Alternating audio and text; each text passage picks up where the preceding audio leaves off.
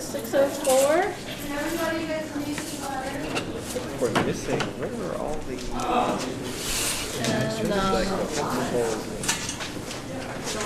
Is there any public comment before we start? Are there 2 sessions of public comment today? Yes. When are you anticipating the second section? It is on the schedule for 7:55. All right, I'm gonna. That probably won't be hard. Oh, whatever it's not.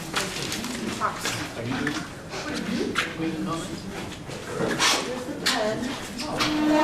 All right. Have you called me in order? I have. My name is Sue. I am from Lincoln. I'm going to be leaving for the concert, so I want to just speak now. I'm not quite sure. I haven't seen an agenda or where this meeting is going, but I have 2 things to say, I think. One is that, well, 3, thank you for being here. We should always start with that. Second is I had sent an email about the possibility of Bob Patterson joining this committee and didn't hear back about that. I felt like, or I do feel like it was awesome to see him back at the table and part of the committee. And given where we are with these kind of the tension between we can spend a lot and we shouldn't spend really, we should spend as little as possible, that Bob's expertise and Bob's knowledge and also Bob's connections in the maybe more conservative arena of spending might help inform this committee in ways that aren't necessarily represented. That's my first. You mean the subcommittee? Yeah, is this not the subcommittee? No. Oh. He's on this committee. And he's not here tonight. Correct. So I was thinking that he would be great to be sitting on the subcommittee, and I sent an email about it. Yeah, there were responses to that. I did, yeah. Great. We're waiting for a letter of interest or some indication of interest from Bob. Has he And been invited? it wasn't it was a volunteer thing that we did at the last meeting, and he didn't speak up. So if he would like to be part of that committee, all he has to do is tell me that he would like to be part of the committee. So and we you will should probably invite him. Yes. And I feel like I have. and we'll take the steps to see if we can do that. I have invited him, but I'm not on the committee, and I think the response that I got from him, not firsthand, I will, full transparency, but the response that I got was that he feels like he's in a position where he'd like to have an invitation extended to him. I did hear from him, a couple of Awesome. emails from him this week, but none of it pertained to that. Okay, So, great, thank you, I appreciate ball's in that. his court. And then the next piece, and I apologize, I thought I was coming to the subcommittee That's okay. meeting. It's an update from the subcommittee, if that makes you feel better. It's part of this meeting. Oh, on camera even. Yep. Thanks, Mary. About the surveys, and just wanted to see the data that you've gathered about the survey and how that's impacting the work of the subcommittee. Yep, we're gonna go over that tonight too. Awesome, thank you so much. You're welcome. And I will be stepping out. We know there's other stuff going on Yeah. tonight, but there just Gotta wasn't, do what you gotta do.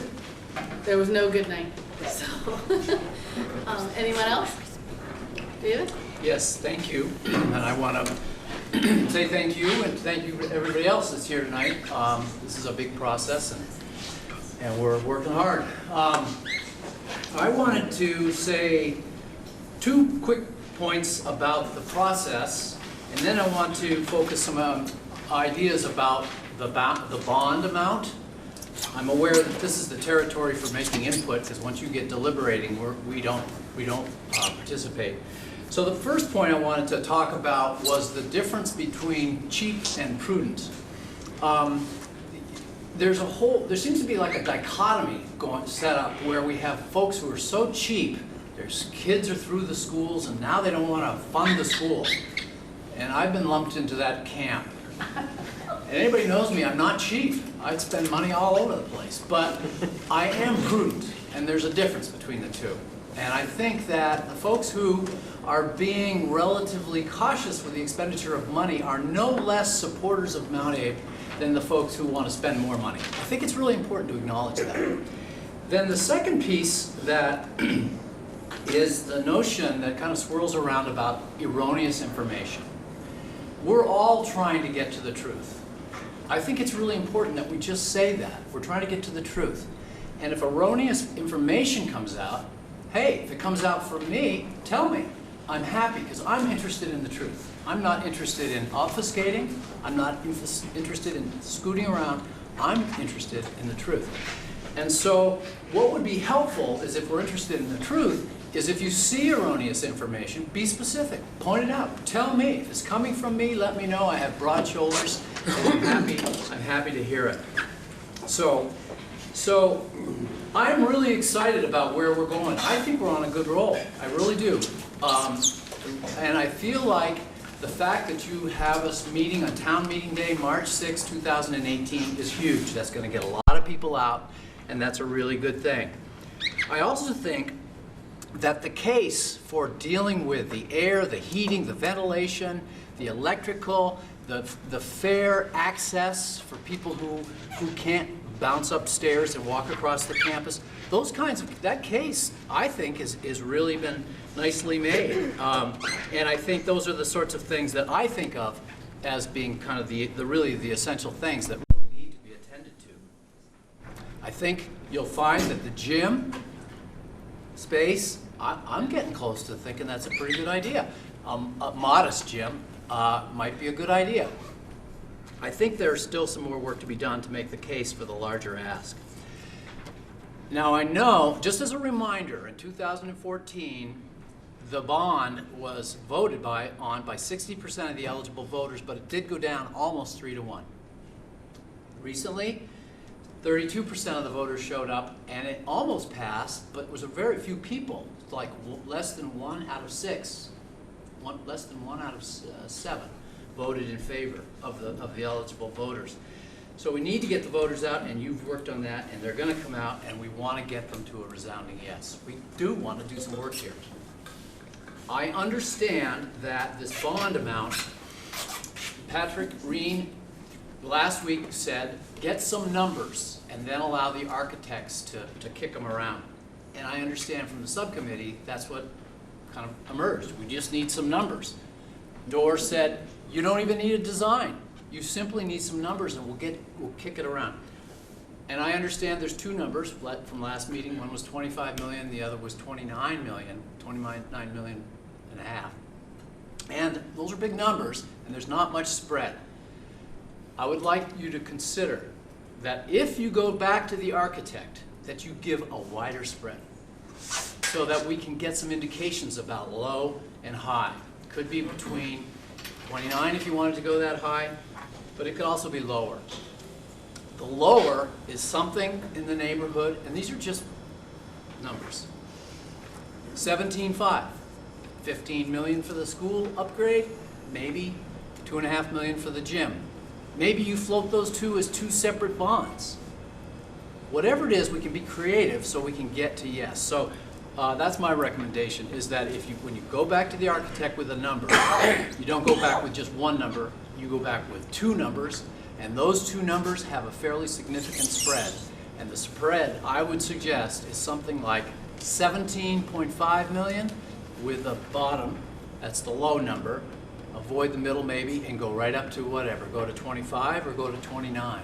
Go to 29.5. And I think that way we'll have some plans that come back that people can jump in and consider. I'm afraid if you go with just the high, we're not going to get to yes, and that would be very unfortunate. So thank you. Anyone else? Can I respond to two things quickly? Sure. Well, is this the right time to respond? Well, because you asked about, you didn't give misinformation, but I looked at your post on Front Porch Forum. It's misleading information. When you put out 17.5 for 15 years and the other two numbers you put out at 30 years, your interest numbers no longer become valid. So a 30-year bond at 29 million will indeed give you interest of 19 million, but a 15-year bond at that same number only gives you 8.9 for interest. So I think just when you talk about clarity and clear information, and you said you wanted to know, Right. that's very misleading numbers when you're giving interest and total payments on two different amounts. Two of those were on 30-year bonds, and one was on a 15-year. Correct. So if you run those other two at 15 years, you get interest amounts that are very much closer to your 17.5. Okay, and and it's awesome if you're considering 15 years. I'm with it. I'm only saying that because you consider 15 years. Yeah, You weren't using the same. I think if you're going to put numbers out, you want to use the exact same Okay. apples to apples Okay. that we're using, or put them all. I'll Just give put them you all. that the same. apples to Yeah. apple now. And then the second, just one more thing. Okay. You cannot do two bonds at the same time. Okay. We can only present one to the voters. Okay, that's good. So on the first, 17.5 at 3.75, and it works out to being $11,676,000 in interest, bringing it to a total of $29,176,000, plus or minus, about that. So that's a monthly payment of $81,045 per month. 17.5 at 15 years is dramatically different. It's let's see. At 3.75, the interest is $5,407,506 for a total of $22,907,56. Bottom line is that even at a 15-year, $17,500,000 at 3.75, we're looking at a $22,907,506. So it's still a significant amount of cash. But I hear your point on that. Now, what was the first point, or the second point you made? The second point is we're not allowed by law to put two bond votes out, and also not allowed to put out more than two bond votes within 24 months, within 12 months. So these are important factors when you think about how costs change dramatically every 6 months we wait, and which factor into what you're talking about, the cost of money and the cost of waiting and time. So the motivation of having the two bonds, I'm not wedded to that. I'm just trying to get to yes. And what I'm hearing, I could see 17.5. I think we could sell that. And I think we could sell the gym. But not everybody is telling me they agree with that. So that's why I put it out. If it's just one bond, then it would be maybe 15 million for the essential upgrades, and maybe 2.5 million for the gym. The current price, and correct me if I'm wrong, it seemed to me that the current cost of the proposed gym was somewhere in the neighborhood of 5 million, which seemed like an awful lot of dough. Jamie Schulte, Moncton. I think yes means different things to different people. So I like the idea that you would look at different numbers, but I'm guessing that if we're having this meeting so quickly after the last one, we probably don't have all the details of what's in and what's out of each of these numbers. Maybe I'm incorrect on that, and we'll find that out next. But if people don't know what's in and what's out, it's very difficult to decide whether you support a particular number. If we go down, so for example, people on the low end that say any tax increase is too much, I'm not going to support it. We're probably not going to get a yes from that group. That's a smaller, it's less than half, right? On the other end, you have people that say the outcomes are the most important to me, and whatever those different outcomes are. And I will vote for it as long as their amount is remotely reasonable. And then a lot of people are in the middle, and that's the group that can go either way. And I think, David's suggesting a 17.5 as a possibility, right? To me, that number, I'm guessing, because I don't have what's in and what's out, that number might turn me to a no, because it might be that too many things are in the out column, right? Right now, I'm a yes. And what I'm saying is, if there's a temptation to bring the number down to get a vote that's positive, but what you may find is that if you're not clear enough about what's in and out, we're going to lose as many yeses as we gain. Because to me, my point of view is $87 in the last vote per 100,000. if we drop it down to 29 or 25, we're talking like 70 or whatever. To me, that's not a significant difference. For a typical house, it's like $40 a year. That's not enough money for me to make a decision to say no, right? I'm looking more at outcomes, but somebody else might view it differently. So just making the point that you're going to lose yeses if you drop the number too fast without being very clear about what's in and out. And as I said at the end of the last meeting, if we could lay out the in and out for each option clearly and run that by the community before we actually get to a formal vote, we might get some consensus around one of those numbers. Thank you. Anyone else? Ann Sasso. That's a really interesting point. So I also came away from the last meeting feeling that the two numbers, 25 and 29, were still high. And I still in my conversations with my neighbors and just in seeing what's going on Front Porch Forum, which granted is not, it's not a really reliable gauge of what's going on in the community, but it's still the people who are feeling compelled to voice their opinion.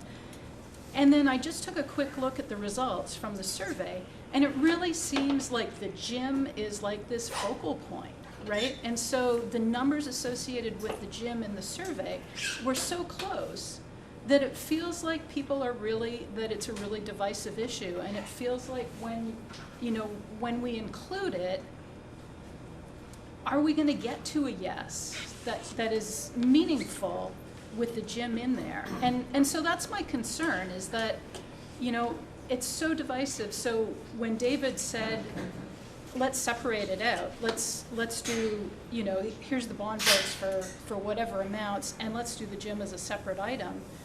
I mean, that sounds great, because then the gym can win or fail on its own. But if you can't do 2 bond votes and you can only come back in 12, I mean, we're back. I just feel like we keep coming back to like these really difficult conversations.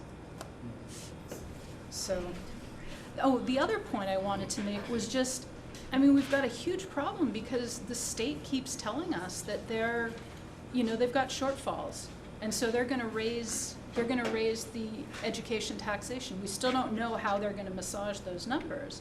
But if they go for the full 9 cents that they're talking about, that's equivalent almost to our original 35 million bond vote. So, and that's something that it's not as easy for the taxpayers to vote on that, right? That's kind of shoved down our throats in a sense. Whereas here we've got something that we feel like we can control. And again, my big concern is that with that going on, just another recommendation to find a number that's palatable to people that are experiencing what's going on out in the economy.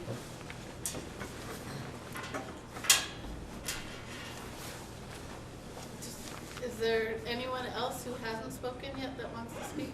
Yes, sir. So I'm John McNerney from Moncton, and I echo a lot of what Jamie said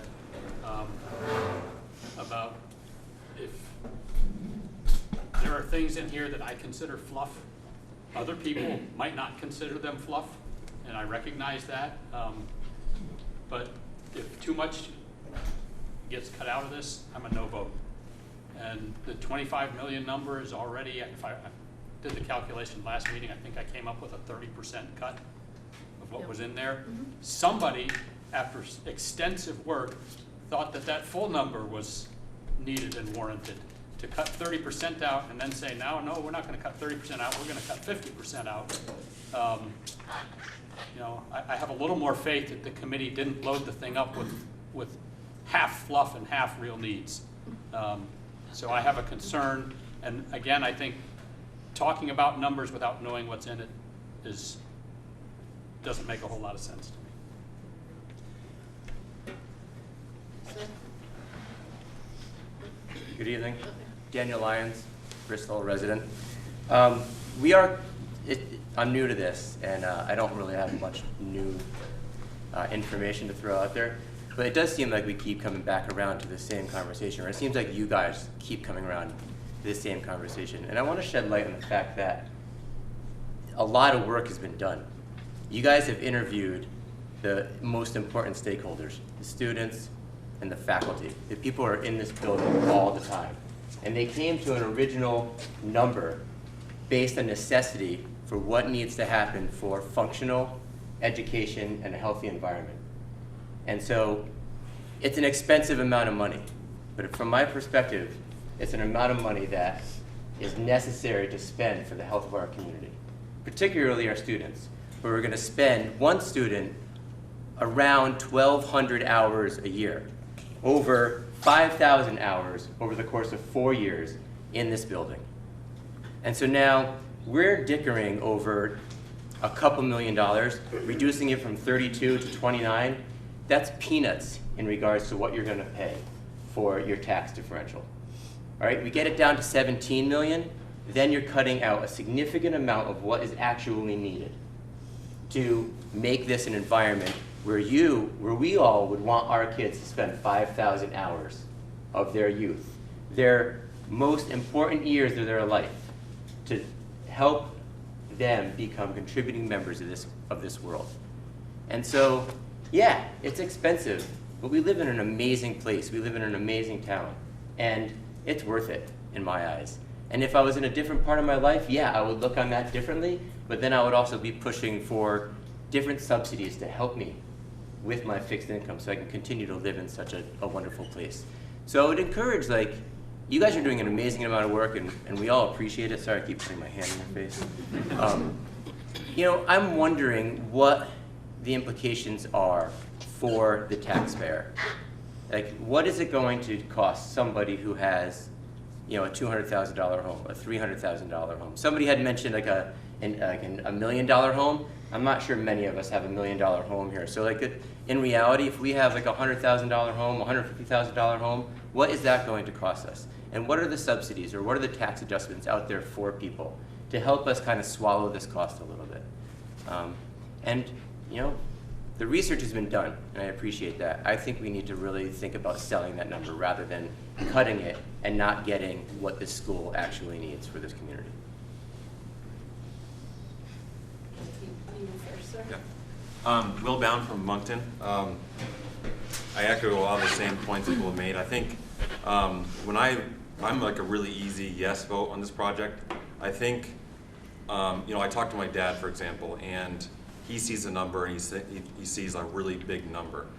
And maybe there can be a better job selling what's included in that number. So maybe that number is not provided by an architect, but it's provided by a construction firm that really details everything out. So people don't look at it and say, I built my house myself in Bristol and it cost me this much. Why is it costing this much to do this project? So it's just one perspective, maybe. Maybe you can just drill deeper into what's included in that original number and provide people more confidence that you guys have done your due diligence. You've done a good job estimating all the various scopes of work.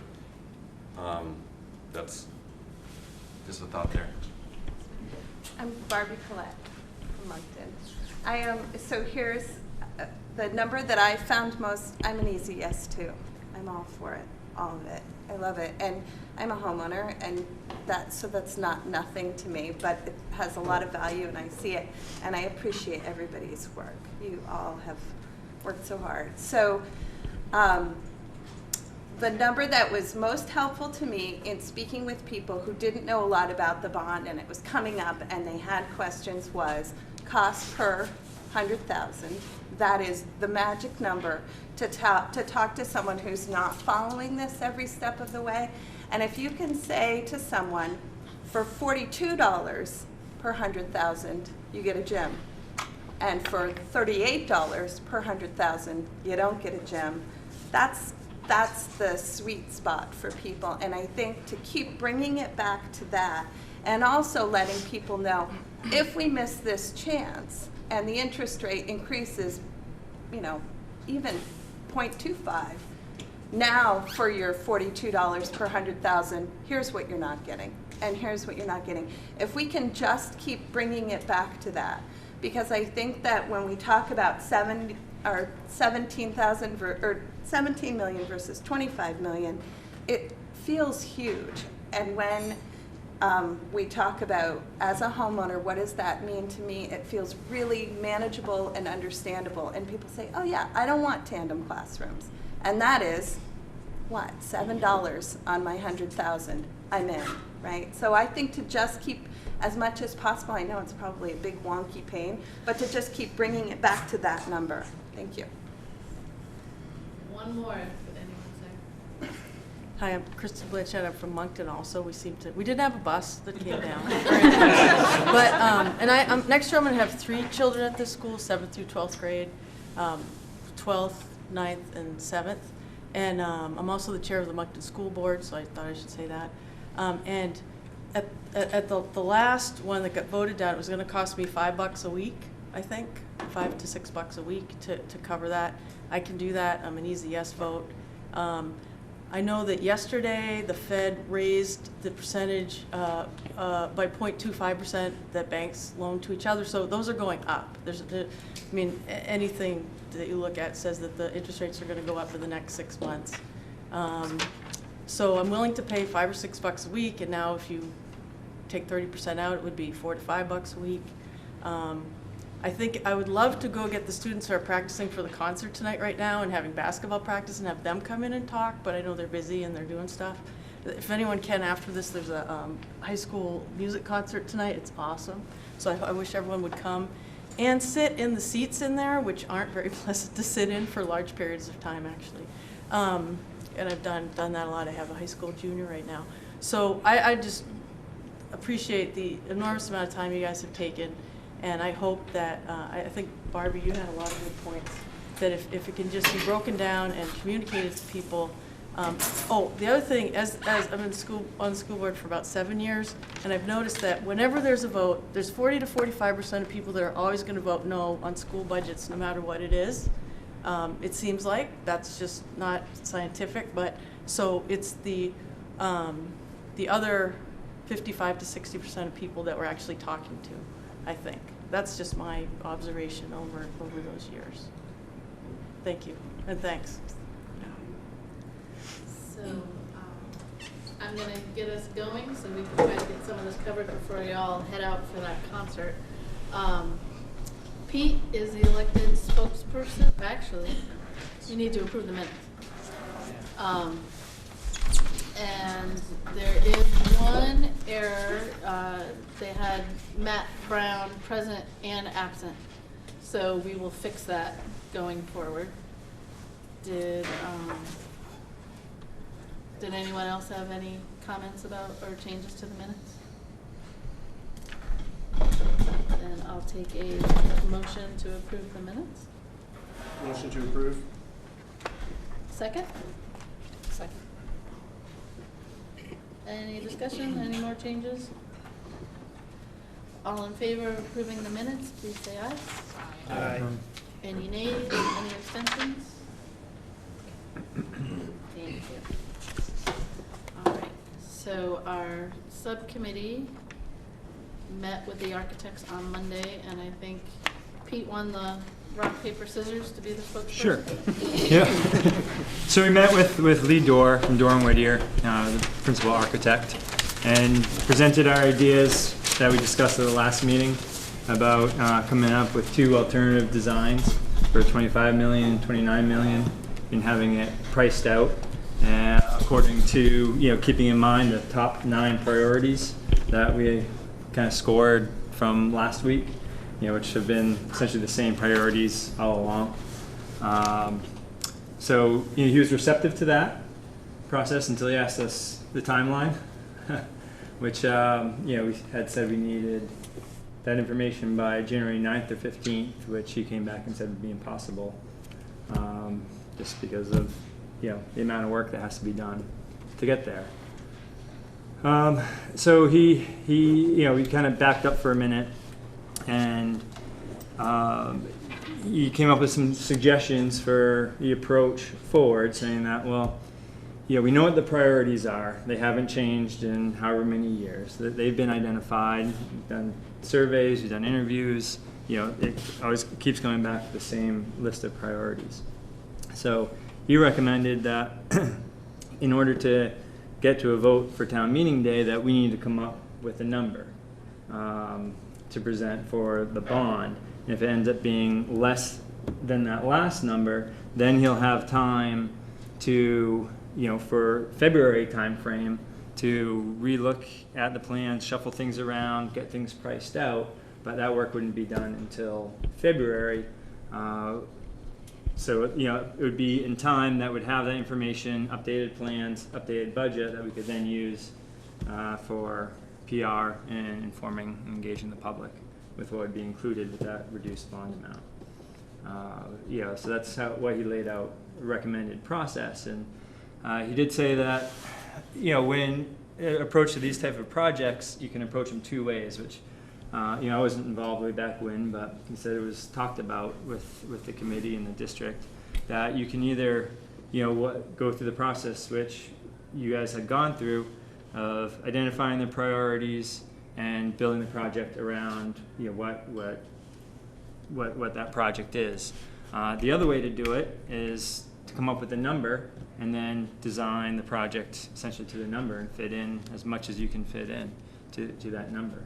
And that's kind of where was left. And really add Devin. So his recommendation was, in order to move things along for town meeting day and to be realistic about the time frame, is to come up with a number, set the number, and then he can focus on designing to that number. And he did say he thought maybe around 29.5 seemed to be the range that the scope of the project and the program of the project would essentially remain the same. So you can keep those floor plans. The things that would change, everything would be cut. So essentially the program and the renovations would stay, but the big scope of those things would everything would get shrunk a little bit. So it'd still get a gym, but it might be a pre-engineered steel building for a gym. We're still redo the lobby and that glass out there, but it's not going to be as expansive as you first showed in those renderings. Maybe there's less skylights, but that's a process, a lengthy process that they have to go through to design and budget that. But he did seem, relatively confident with, that amount would still get the program, although everything would be kind of, fit into a little bit tighter box. Not space-wise, but, everything about the casework in the science labs and, the skylights, but, all the essential upgrades, would obviously be done, and maybe some of the other stuff would be rethought. Maybe the auditorium seats wouldn't be done right away, or, whatever the case is. The program would still be there, but everything would be economized a bit. And then off of the 25 number, basically the takeaway was that if we dropped it by much more than that, based on his estimates, that we would be cutting major pieces of the project just outright, basically like lopping things off that just won't fit. Essentially, we would build it up from like the deferred maintenance, that $10-12 million worth of stuff that has to be done, to keep the school building running, and we'd get a couple other things built in, but nowhere near what the students and staff and faculty and community have wanted. We would not get very far down on that list by dropping it down to that 25 mark.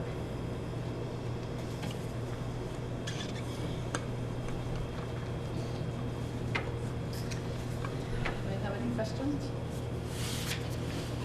We talked about last time about, and I know this wouldn't come up obviously until, the thing that Lee's always famous for saying is, some of these things you can't answer until you have a project. Yeah. And you don't have a project until the people vote yes. But there was talk about the second or third set of eyes to look at the the breakout, like Engelberth did one. Was there any discussion about that with him at all, or did that not?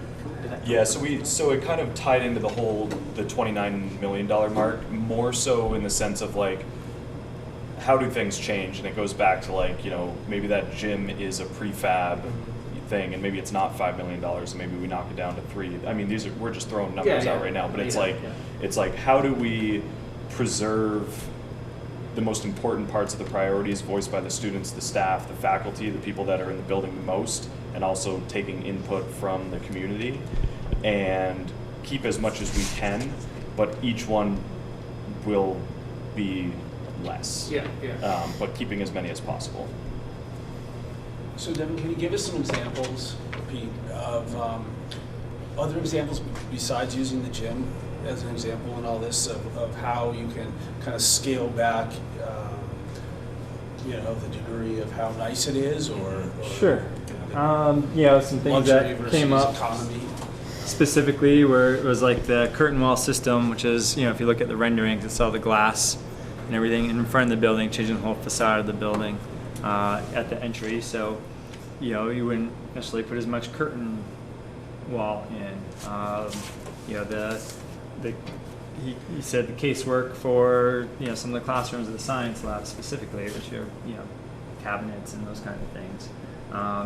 Lowering the quality of those. And he did warn, for if you're gonna, not necessarily the size of the gym, because that was another thing. Well, right now that second gym has room for bleachers and everything, but maybe it becomes a practice gym and shrink the square footage of it, and you don't have bleachers in there. Or, to go into like a less quality building, like a pre-engineered steel building, they're not as robust. It's like getting a Pinto instead of a Cadillac. It's not, they're not designed, they're not made to have the same kind of service life. It'd still be serviceable, but it'd be more potentially down the road, more maintenance costs, and start to look a little bit more beat up sooner on. A lot of it comes down to the materials being used, and I wouldn't necessarily calling it cutting corners, but finding alternatives that can still fully meet the needs, with the caveat being like Pete just said, that that thing might not last, option 2 might not last 50 years, whereas we can guarantee option 1 will. I don't think they're going to put anything, I don't think any, worthwhile construction firm is going to put anything in the building that they won't stand by. But at the same time, you definitely let us know that everything would be downscaled a bit. But you're talking about going from 35 to 29, right? Was there any discussion about how to look at the figures to get down to the $25 million?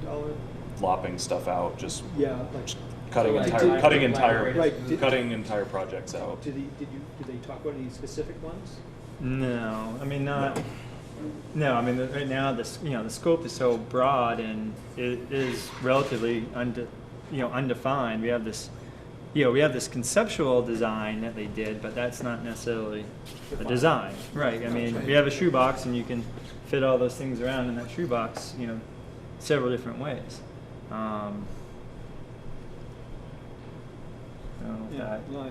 So like, we have these, Engelberth did those kind of line item breakouts for certain parts of the project, but even that is still, you can't hang your hat on those. Everything, and, Devin, you mentioned materials, a commercial VCT floor is a commercial VCT floor. It's not, drywall's drywall. It's not, it's not like we're putting in a marble staircase in the entryway. Skylight's a skylight. It's not.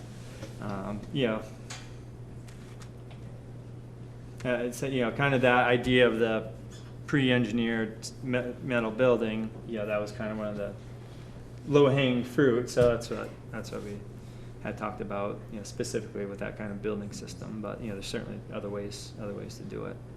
It's not necessarily jumping right to there, but that's one of the things where, if we do decide to do, a lesser amount for that bond, then they and us will have to look at those hard choices and say, well, to fit this in, yeah, Or you you know, do the brick and mortar gym and something else doesn't do it. yeah. Right, and I mean, if we went back to him and said, make us something for 25, I mean, he would, but it's not the recommendation that we walked away with. Just based on what the people in this building are asking for, they can't make it happen for that number. Yeah, it would be a different program at that point. Could we maybe just, for all the people that maybe weren't at the last meeting, just restate what those 9 priorities were that were identified and what was the ask that we went to Durham Whittier for? It's in the minutes here. I'll just read it. Oh, I'm sorry. So the 9 priorities that were identified, and again, this was through extensive, questioning and interviews and surveys of the faculty, the students, input from the community. So we ranked them. The 9 things were the second gym, lighting, air quality, update the science classrooms, renovating and moving the library, lobby in the office, tech ed being moved, consolidated to the first floor, the auditorium, and removing tandem classrooms. So those are like classrooms that you got to walk through one to get to another. And the ask, what the subcommittee went asking was for 2 proposals, one to not exceed 29 million and one to not exceed 25 million, to include as many of those 9 priorities as possible. And I guess what I'm hearing is for the 29-ish million, it sounds like there's a way to keep all 9 priorities, just scaled back in the design phase, using cheaper materials, going slightly smaller size, but accomplishing all the priorities that were identified, which is important. But for 25, we would have to cut something from this we wouldn't be able to achieve all 9 priorities for 25 million. We'd have to go back to that priority list and lop something off entirely. Something wouldn't be able to be accomplished for that number. Multiple things. Or multiple things. Well, and several of those are tied to each other. Yeah. And that, yes, exactly. So because you pull one string, so the consolidation of tech was predicated on moving the library. And I think it's important to note too, the thing about the materials. It's not necessarily going to be cheaper materials. Yeah. It's still going to be quality commercial construction materials. So we're not cheaping out and putting low grade stuff in. It just means you're going to do less things. You're going to do less, yeah. This option of the pre-engineered gym, is there a community around here that has one that's been built in the last 10 years that we could look at? Middlebury College has an inflatable one. Used to. Yeah, Scanner in Middlebury is a pre-engineered building. Memorial Auditorium. That's got concrete walls. Often they'll just use metal sandwich panels for commercial type. Isn't the Shelburne Fieldhouse pre-engineered? That was like a industrial building that was re-engineered with a truss system over the outside to suspend the roof and turned into a field house. It's got It's a unique offices and other project. things in it This too. one is Spears. Businesses. Yeah, and they're all over the place. But that's not necessarily pre-engineered building isn't necessarily an answer. That's just an option. One of the options might be to reduce the size. So also at play here is the idea of just putting a number out to the community to vote on with nothing visual to show what that money is going to get them. Well, no. We would have, by February, Right. we would have updated plans and a budget back that, we'd then have a month to educate the public, of what the bonds included. And he could do that for 2 or 3 numbers? One number. No, this was just the one number, because he needs the direction. He asked us to vote as soon as possible. Yeah. for the numbers so you can begin doing that work. So, he kind of reiterated that, we know what the priorities are. And, now we need to talk numbers.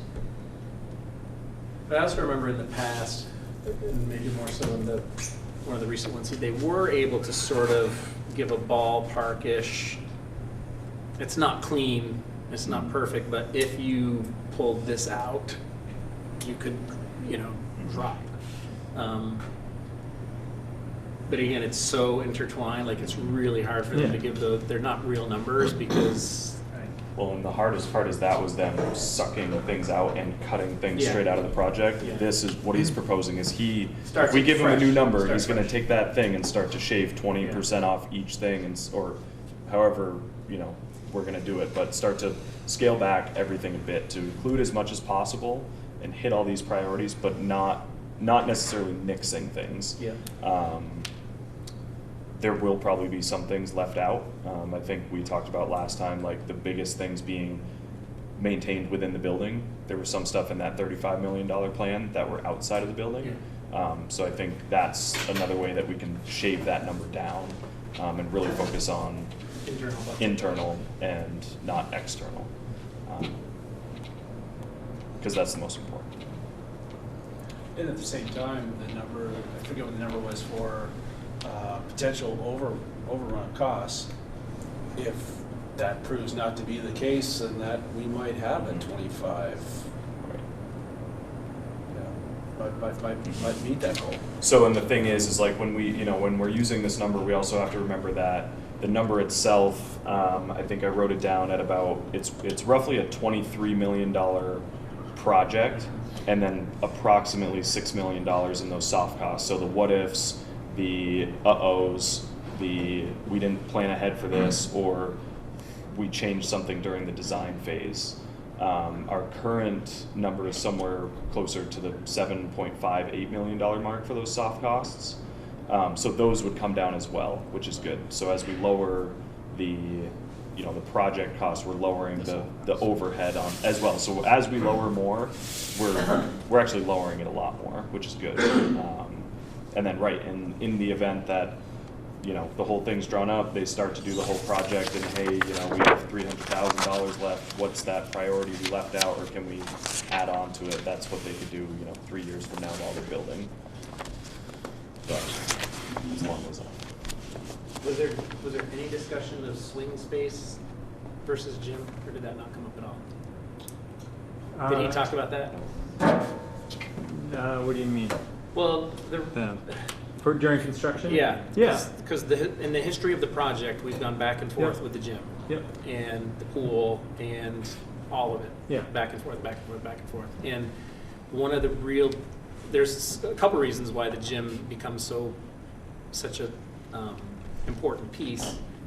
And one is there's a large sentiment from a large segment of the community that we really need it. It was voted off the last renovation, and we already would have had it paid for at this point. But it was taken off. But the other real financial part is, even though we're paying a little bit more, we're going to have to pay for swing space. Right. And to me, when we talk about financial prudence, or whatever term we want to use, as a taxpayer and a community member, I just cannot swallow throwing away money when we could actually get something for a little bit more. That's my personal opinion, because he laid that out really clearly about what you give up. When you give up that number doesn't necessarily just go away. You're moving it to something that you now no longer get. Which is why that became a part of the project. It was something like, I can remember if we didn't do the gym, it was gonna be like $1.5 million that you're gonna lose. That you would have to pay for like temporary trailers to be used as classrooms while construction's going on. And then when the construction's done, those just roll away, and with the $1.5 million. With the $1.5 million, Rolls off. and we still don't have the gym that was identified as number one on the priority list. Or one of the top. Yeah. So when we're talking about whatever number we end up with, and say we don't use all of the money, we can not necessarily put something else in to do. We can just keep that for upkeep. So it would be less that we would have to put into our budget each year. We're not Because- required to spend it all. No, I know, but we could keep it. No, I'm asking that question. Oh. I don't know. Are we- I thought we were. Oh, you have to spend it all. You have to You have to spend it all on the the entire building. project. That's what just happened at Lincoln, and they had to, right? They have the option of returning it as well.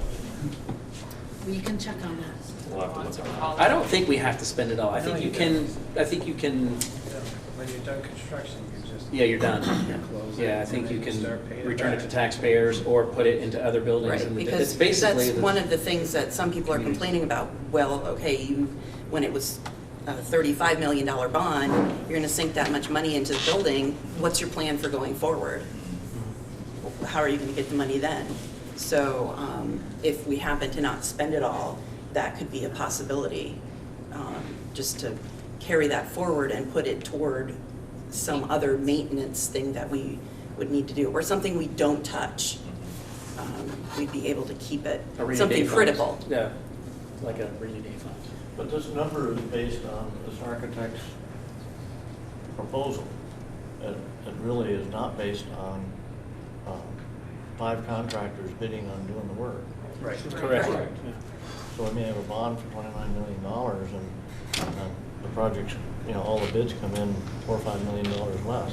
It's the same thing it does. Just happened. And Alden gave examples of in this district, the Lincoln project, where that happened, and it got done for like 50% less than what the bond was approved for.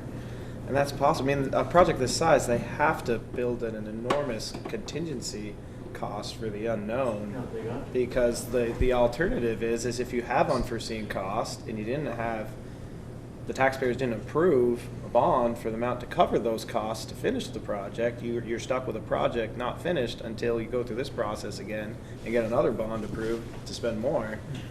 So I think at this point, we need to assume that the bond amount is the construction amount and not be hypothetical about money that could be left over. Right. We'll double check that, and Yeah. make sure we know, because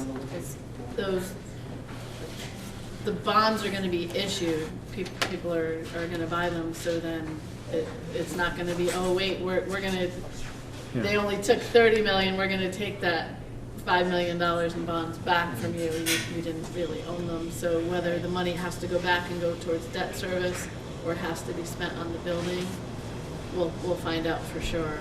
But, Are the bonds callable?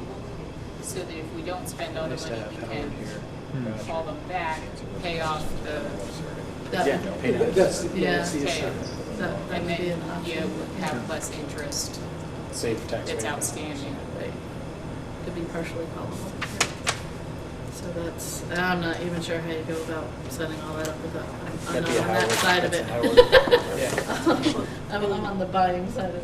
When you all were originally talking about the $35 million bond for a project that actually costs $36.6 million, there were some small things on there, like the outside terraces that were lightning rods for people, but those were small.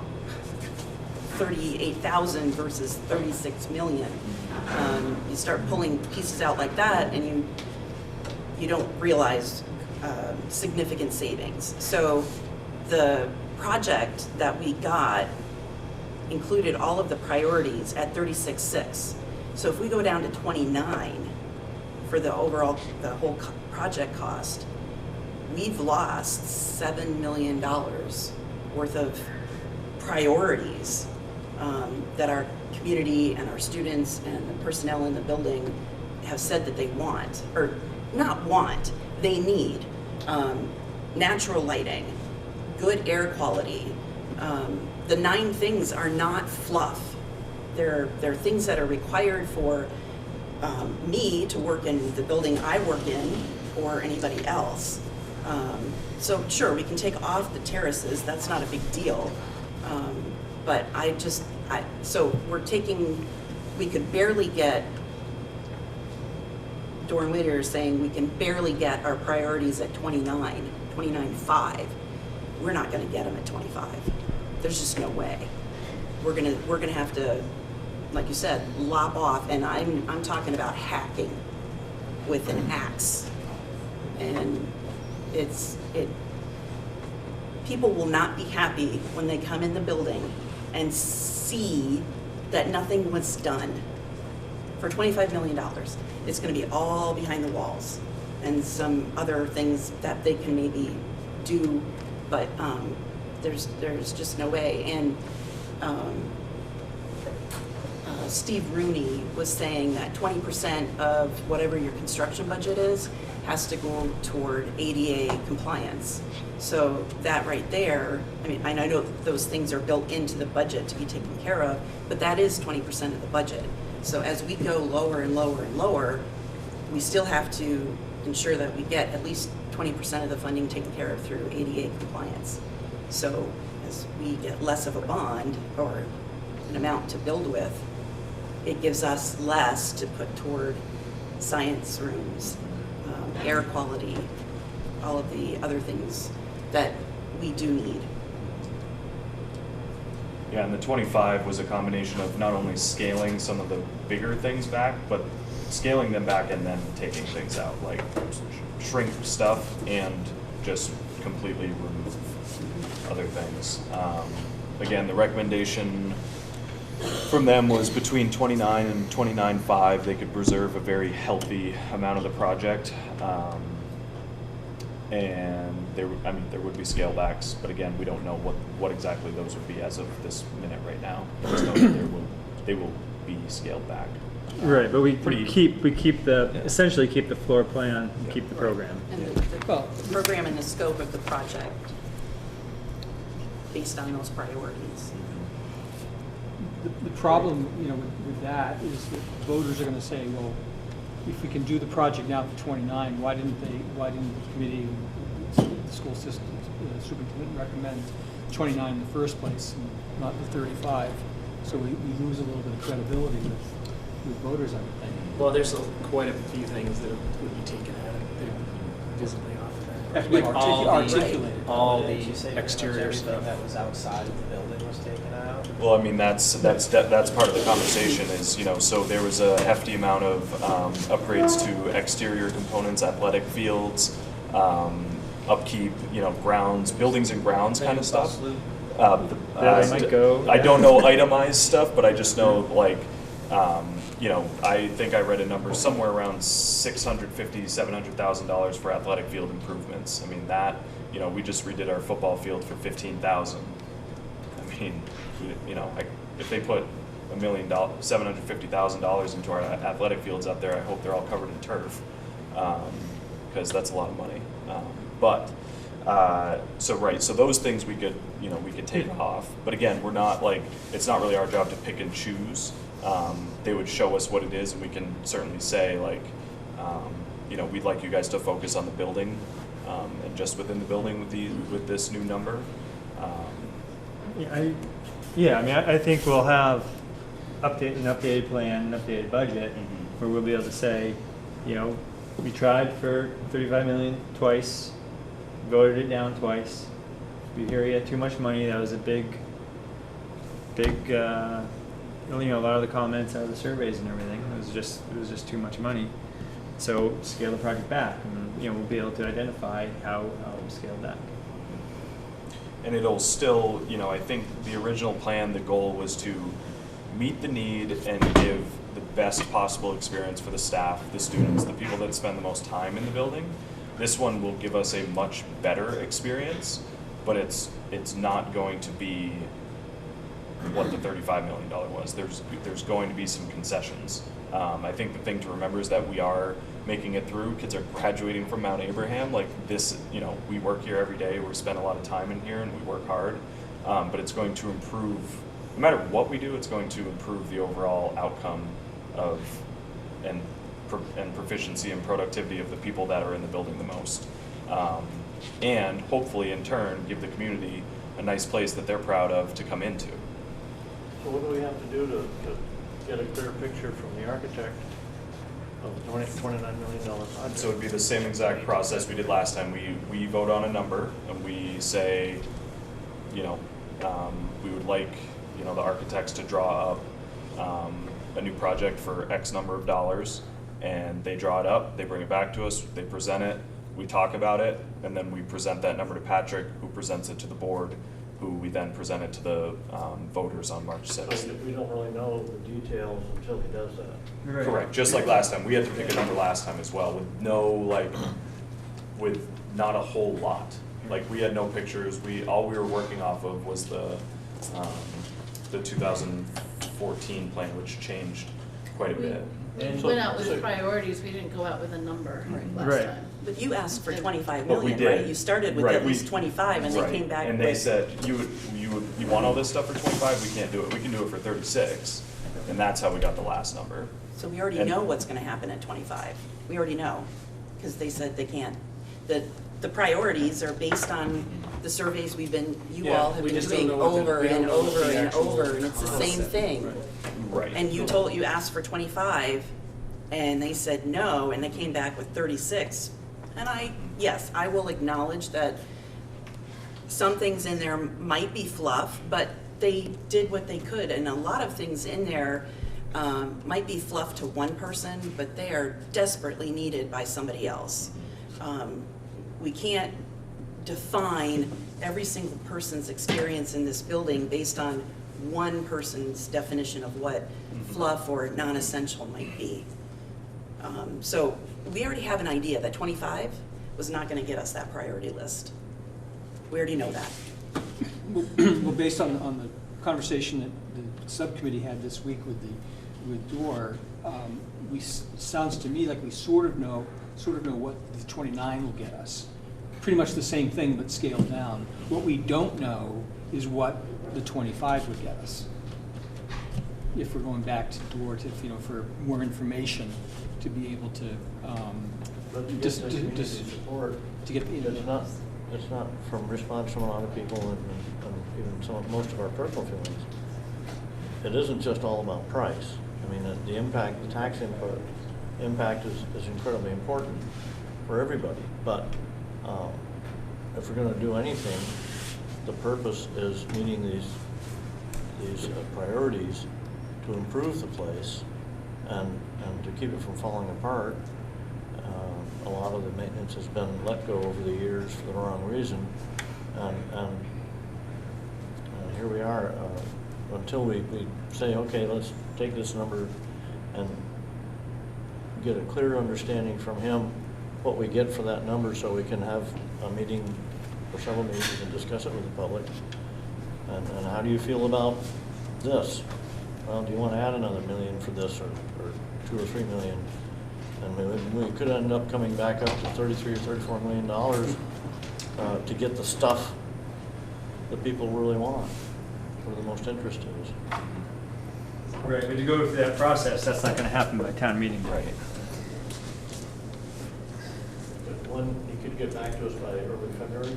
By February, so just to clarify something Devin said, about the process is we would vote on the number to, essentially vote on the bond number, for Patrick to bring to the school board, and he would do that before we had the revised plans back, because that needs to happen in January. Right, that has So, to happen if we by vote on a number, mid-January that's in going to order be to the vote. bond number going to the voters on town meeting day, following Patrick's, if the school board approves it. But he needs to know what that number is so he can, design the project around it and revise the plans and revise the estimate for February, so we have information to share with the public. You have to get in that number pretty quick. Yeah. Yesterday. That was Yeah. that was why we called this meeting for this week. And so what's the cost per 100,000 on taxes for a $29 So million bond? don't quote me, No. but the $35 million bond was $87.50 on $100,000. If we dropped it Patrick down. said 5 million takes off $16. Right, so if we drop it down to down to $29 million, it's roughly goes from $87.50 on 100,000 to $71 on 100,000, somewhere in that 70 to 71-ish range. So you're dropping it by about, you know, I think there's a lot of roughly around $200,000 homes in our area, so you're dropping it by approximately $28, $30 a year.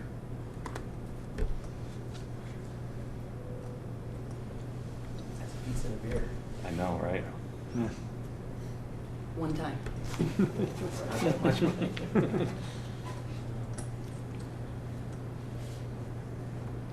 But we need to be sure whatever we put out there, voters are gonna support. Right. And I think what we talked about was what the $29 million plan is. It kind of takes everything and it includes everything. So it accomplishes all of our priorities that were voiced by the school community, you know, the staff, the students, the parents, the community members. It lowers the bond amount, which is one of the biggest things that our community wants, is a lower price tag. And it, you know, there's going to be some great community benefits to it. I think as soon as we go lower than that $29 million, you start to lose one of those three things. You're either not giving the kids what they want, or you're not giving the community what they want, or, you know, I mean, I guess everybody still gets the benefit of it being cheaper, but, you know, we talked about a lot of like, well, if this is cut out of the project, I'm not voting for it. That's what we're trying to prevent, is it, you know, and this, I'm going to I know on our agenda it's to talk about the survey results, but the way I read these is that we got a lot of survey results from the staff, the staff and the students, the people that are in this building the most, and, you know, we started to build these priorities off of that input and then from the input of the committee. When we asked the community, we got much more of a split. So we have the people in the building most of the time saying, yes, we need a new gym, 100%, like 90%, like everybody wants a new gym. Yes, we want an updated auditorium, like everybody in this building wants this.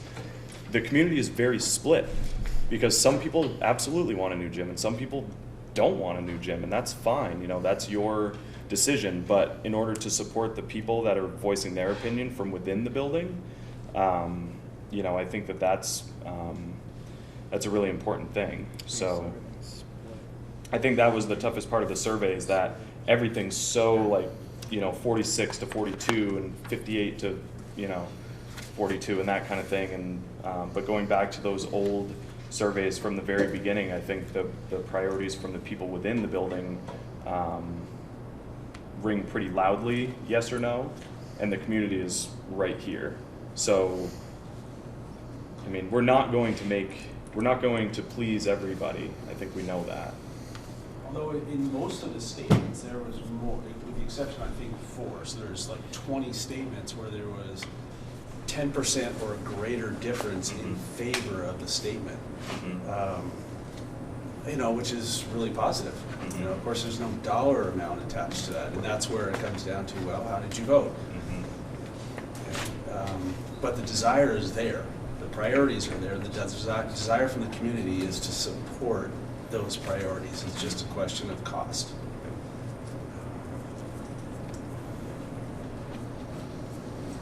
So how do we proceed with this? Do we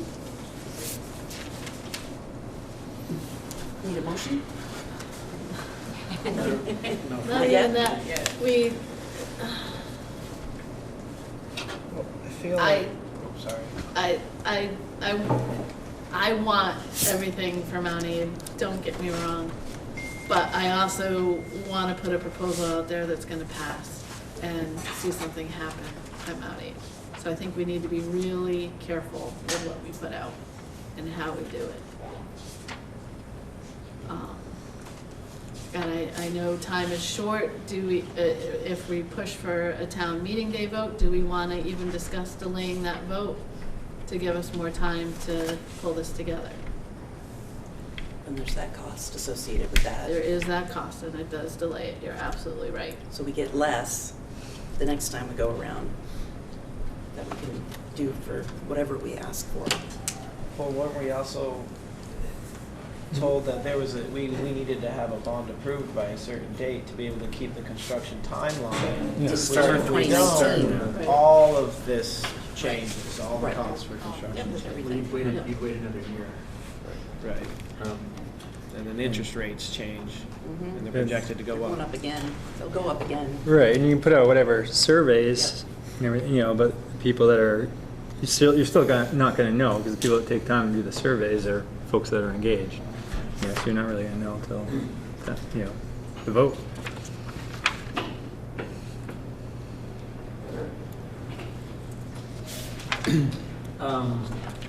So I agree with Chris. I'm like people said, I hear I'm an easy yes vote, but I'm an easy yes vote the same way somebody's an easy no vote, But I also have been doing this for 5 years, and this is my last hurrah. So if this doesn't go, I'm done. So I really, really want to see it go through and get as many things as we possibly can. And it's such a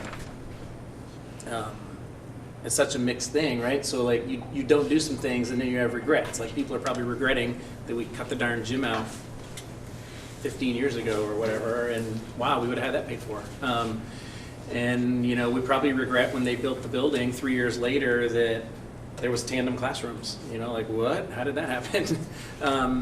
So I want to move forward in a way that we don't have regret, and I think some of that can come in the actual design phase once we have, as Leo says, once we actually have a project.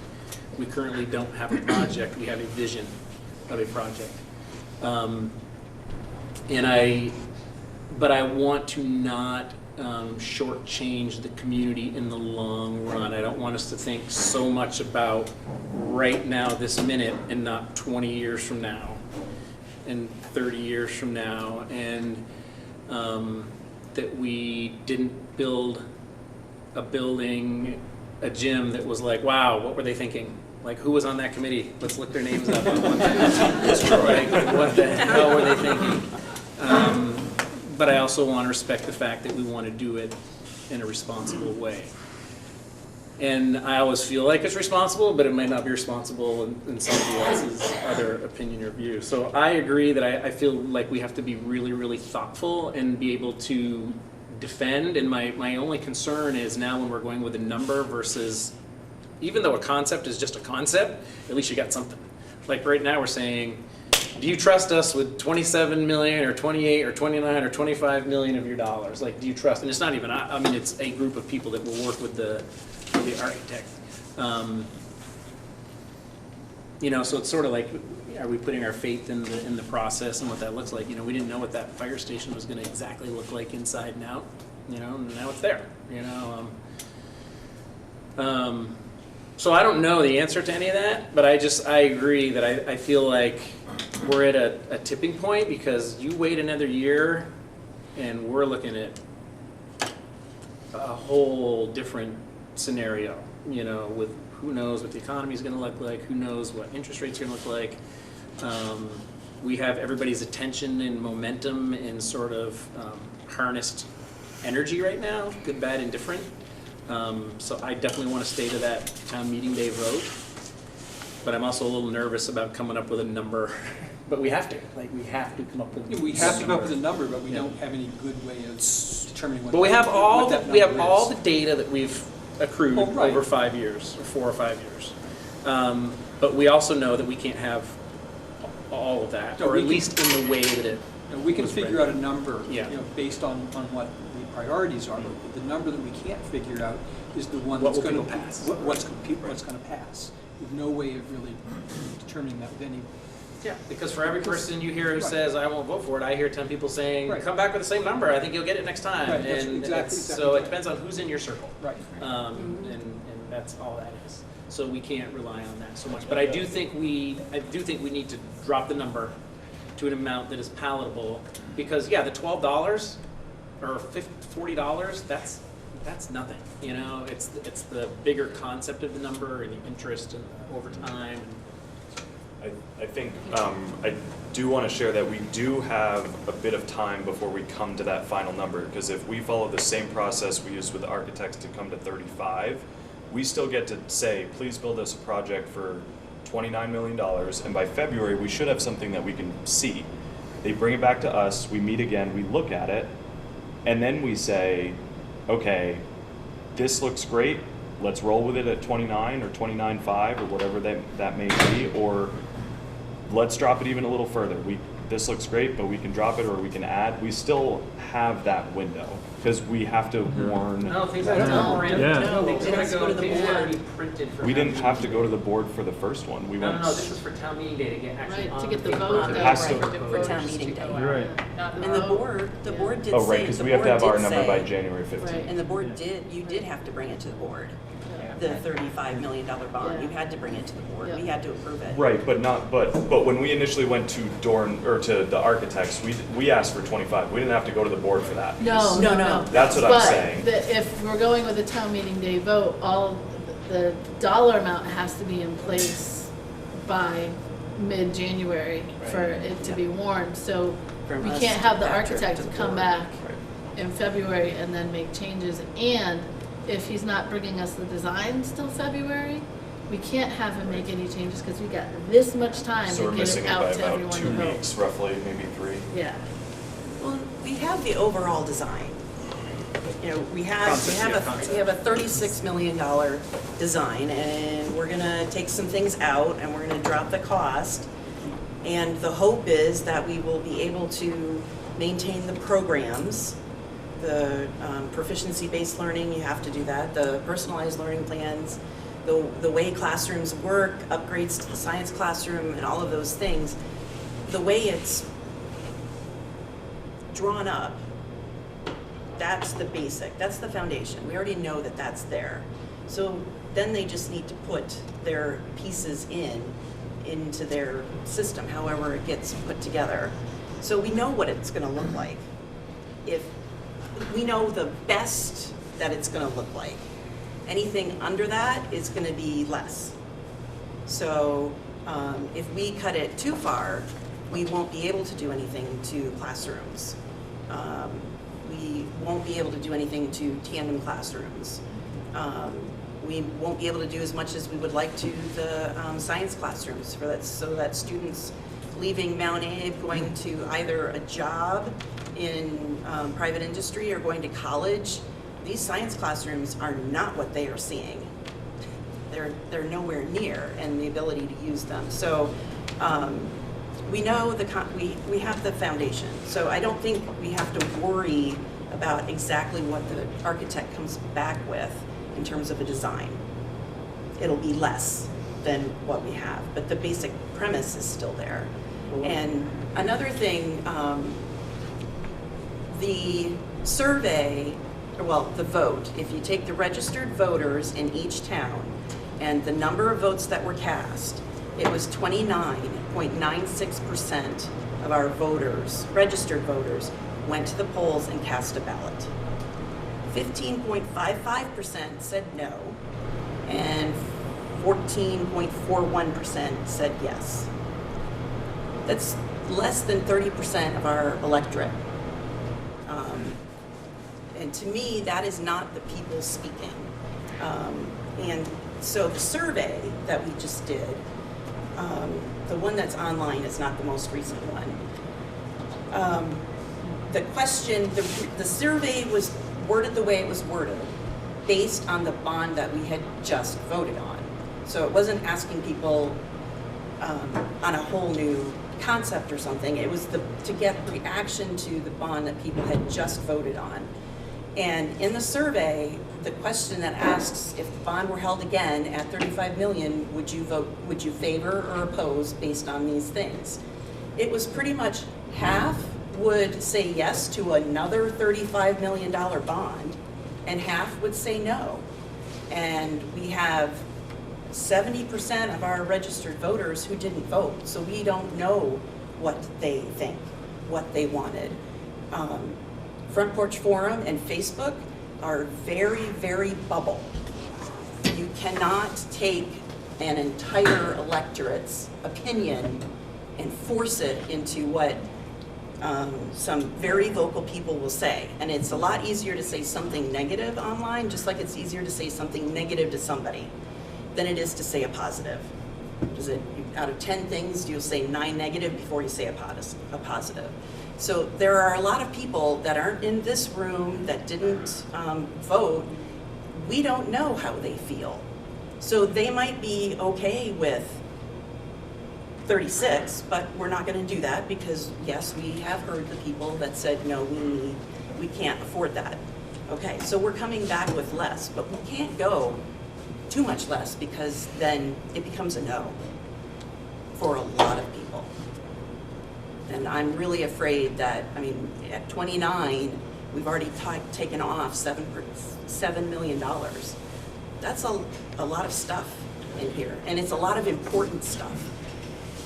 So if we go down to 25, it's not good. So if we ask him to come back with 29, what your feeling was, he said it basically could meet most of the important bullets.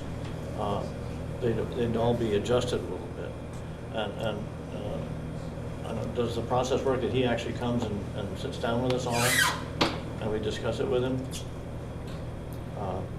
Because if he says, okay, this would be left out and this would be done this way, if there's a couple of items in there worth $500,000 a piece that we say, let's plug that back in, we on that particular time, we come back up with a number around 31 or 32, but it keeps some of the stuff that's really important, not only to the kids and the staff here, but the community too. Then we're doing what we're supposed to be doing. Right, but I don't think there's time for that, for that much back and forth. And design. No, we don't have that. No, he would. When he comes back with his proposal. In February. I feel like I mean, right now, we have to give him clear direction about what it is we want for the price and what we want included. But then we've done that when we went to him with the 29 or the 25 million. And I'm just reflecting what I've been hearing. What I heard was for 29, okay, the top 9 priorities that have been identified through all of this process and all these years can be included in that number. That's what I'm saying, yeah.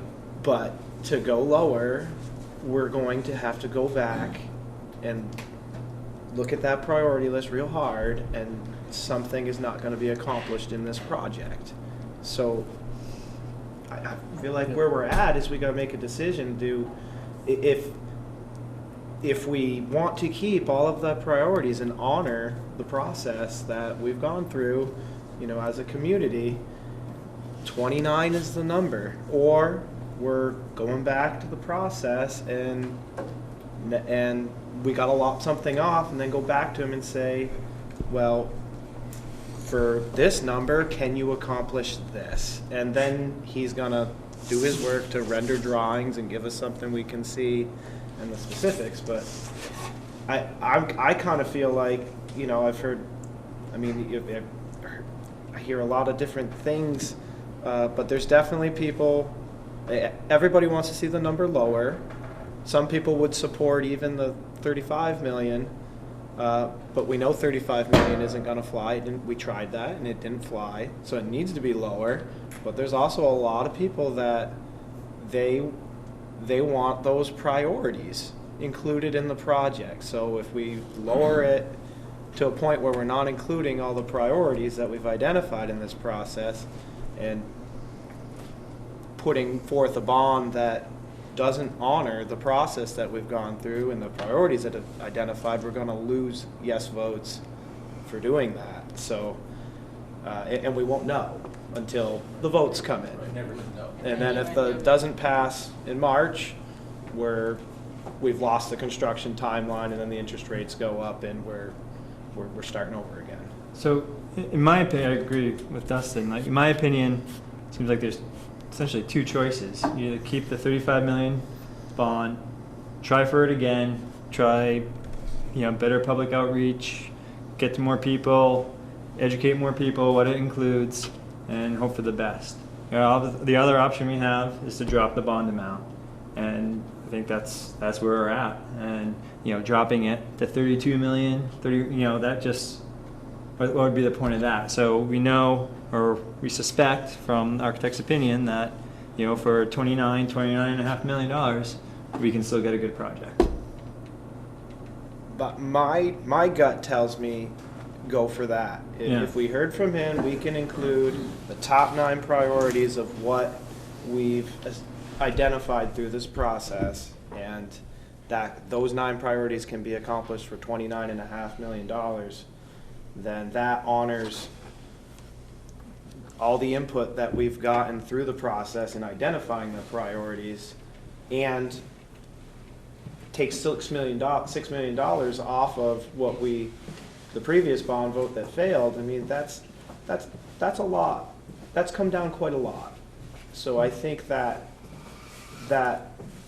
in some ways honors both sides of the spectrum to go with the 29.5 and keep that as the bond amount. I think there's a little, I'm not certain on this, so don't quote me, but there is that money left in the budget, that $1.5 million roughly, right? That, before we had that $35 million bond for a $36.6 million project.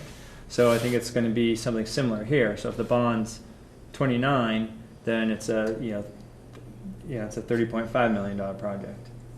Is that, can Howard talk about that? Well, the idea is that some of the things that we're already targeting we're looking to spend that money within the next year before the bond money even goes through. Yep. So we were looking at it and we're like, oh, well, we already planned to do that, so we're just going to take that out. Okay. So yes. Yeah. Yep. So. But that, 1.5 was included in this original project, and Over that 2 would still years, be included. Two budget cycles. I think that if we go for the 29 million, we started with 35 and that had everything and everybody was happy. So the dollar's too much, now we drop it down to 29, we get basically the same, just everything shrunk down a little bit. I think there we end up with the most lasting satisfaction in the end product. If you chop it down to 25 where you start pulling things out, people are gonna be like 10 years from now upset. They spent all that money and we didn't get the things, they didn't do the things that we told them that we needed and that we wanted. And the gym back in 2000, this conversation's been going on forever, and we took it out, and if we do that again, in another 15 years, people are gonna be like, that was a waste. So do it and do it right. Maybe scale it down a little, but don't start chopping things out, is my opinion. The other factor to consider that is not our fault, it's just really bad timing, is the state shortfall and how that's going to affect taxes and how people are gonna look at spending more on a bond. My response to that is the state legislature is going to continue to raise our taxes unless we can figure out another way to get this accomplished. And that has to happen at the legislative level.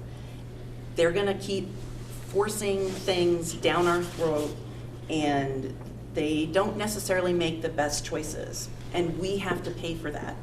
So if we're gonna argue right now, well, this is a bad time to do this bond because they're raising our taxes. Well, next year they're gonna raise our taxes, and the following year they're gonna raise our taxes, and we'll have less money at that point. So it will be an even bigger concern and an even bigger or smaller opportunity to get people to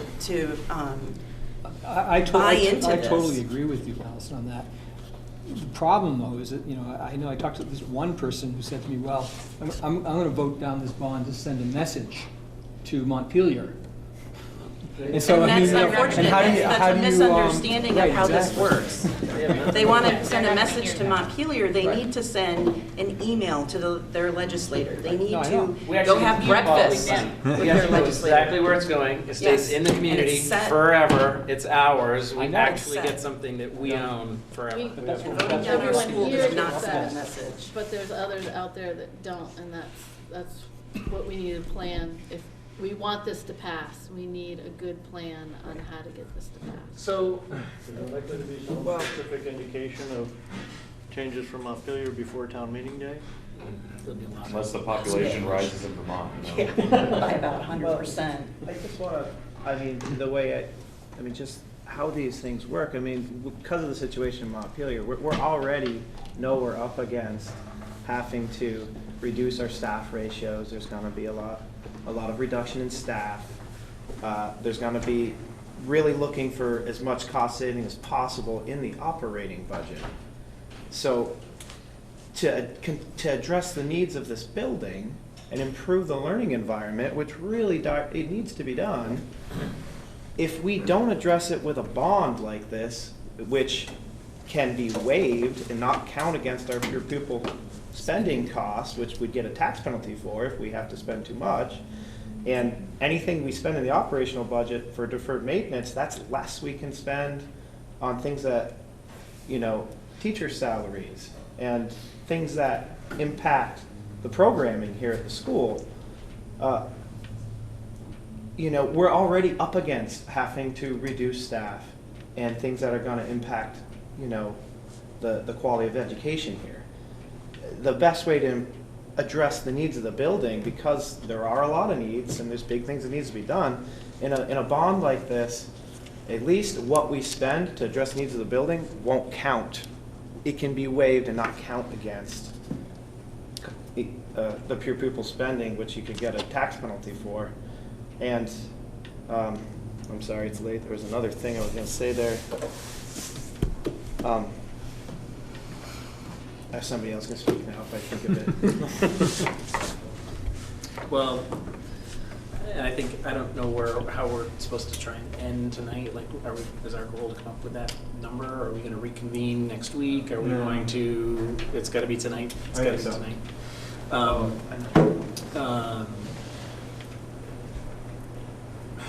I think about what Bob said last week about, like, there's always stuff in there that you could potentially pull out once you get the number. So, like, that may happen again, even with the new number, right?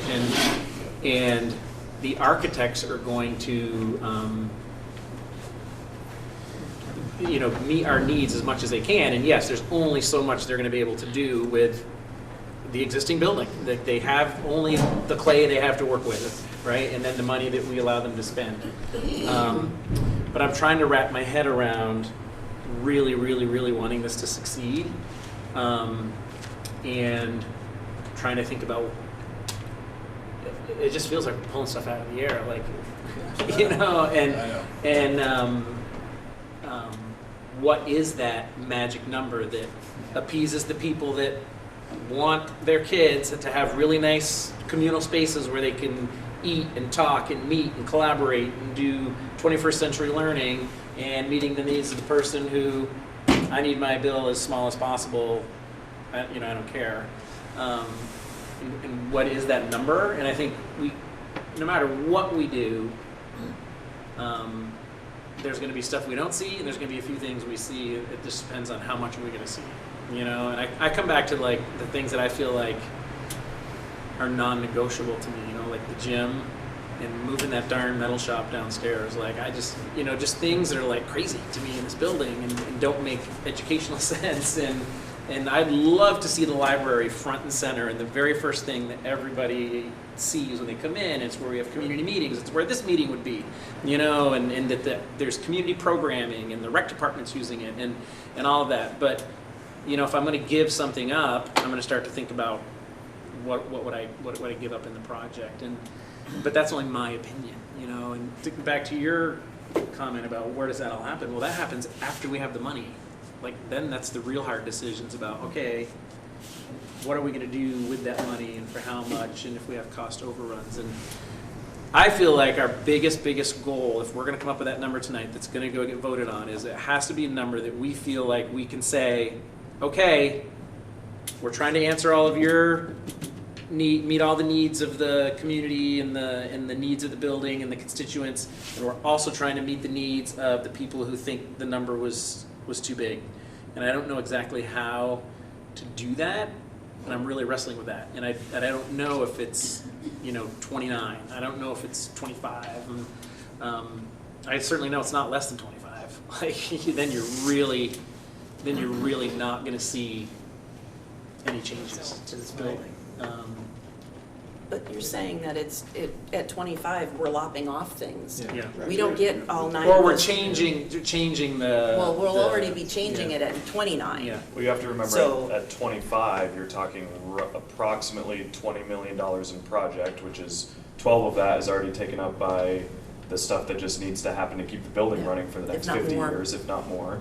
So you're left with about 8, and 8 doesn't do much. I mean, we talked about it in the building tours. I mean, a new curtain in the auditorium would be $200,000. I mean, these things are not industrial size and industrial grade and regulation things are not cheap. They're not 2x4s. It's not what I built my shed with. It's something that's actually going to last for more than a year. So even your own home, you don't build right with these kinds of products. I Some would- you do, but Some you do. some of them you don't. I would feel good with 29.5. If we had to vote now, I would propose 29.5. Yeah, I feel like 25, we would get maybe half of that list if we're lucky. Because some of those things are tied into each other. Yeah. So if we take off one, then we're taking off 2, which then could lead into another one. Yeah, 29.5, we still get the gym, we still keep that program, keep the priority list, and reduce the cost. Public support isn't just the dollars, it's what they're getting for the dollars. Right. And the education in the building that happens too. I mean, I wrestled with it a lot personally when I saw some of the numbers come out and I saw like $5.1 million for the gym, and having been in probably about half of the high school gyms in the state, I'm thinking to myself like, man, this thing is going to be incredible. I mean, you look at the firehouse that was built for roughly around $3 million, and I took a couple tours of that. I'm sure I could fit 3 full-size gyms in that thing. So I think then you have to talk about what really was in this, and can it be lower? And I think yes. I mean, again, and this is just one person's opinion, but I think we go field house, rubberized concrete floor, something that's going to hold up for a very long time and not need much reconditioning or work done on it. From a scheduling standpoint, I would love to not see bleachers in there. I've worked in a school that had 2 gyms, and running games back to back is a scheduling nightmare. It's tough to get officials. It's tough to control 2 different sets of crowds. I think if it was maintained as a practice gym, we make some concessions there. That's how you start to save money on some of these bigger ticket items. What's the most important part of having a second gym? The space and the scheduling. I think I would love to just print off the schedule that we have. It's between PE. So I think we were talking to Virgins, or Pete. I think it was Pete Coffey mentioned it, that once they got the second gym, it changed how they ran their entire curriculum during the day, because they weren't bound to saying, okay, PE classes have to be at this time, and this time, and we only have this many teachers and we have this many students that are required to take this class. So we have to build our entire school schedule around that schedule in one space by having the one science lab. Right, by having the 2 gyms. Not only does it expand what you get to do between 8 p.m. and 3 p.m., but it also allows kids to not have to, it'll completely eliminate 6 a.m. practices, which I am sorry that if you live anywhere outside of Bristol, but that's brutal as a student. I went to school here, and my friends from Lincoln would be like, well, that was a horrible ride down at 5:30 this morning to try to get here. So those would be eliminated. The other problem we run into those was like, the recent snow days we just had. I mean, I roll out of bed at 5 a.m. and I'm just waiting for that call from Patrick so I can then get the call out to all the coaches and say, hey, we got a 2-hour delay, guys, like no 6 a.m. practice this morning. The other thing it does is it just gives, you know, it would allow us to not have to schedule over at BES, which is also a scheduling nightmare. I mean, they schedule through many different groups, especially during the winter season.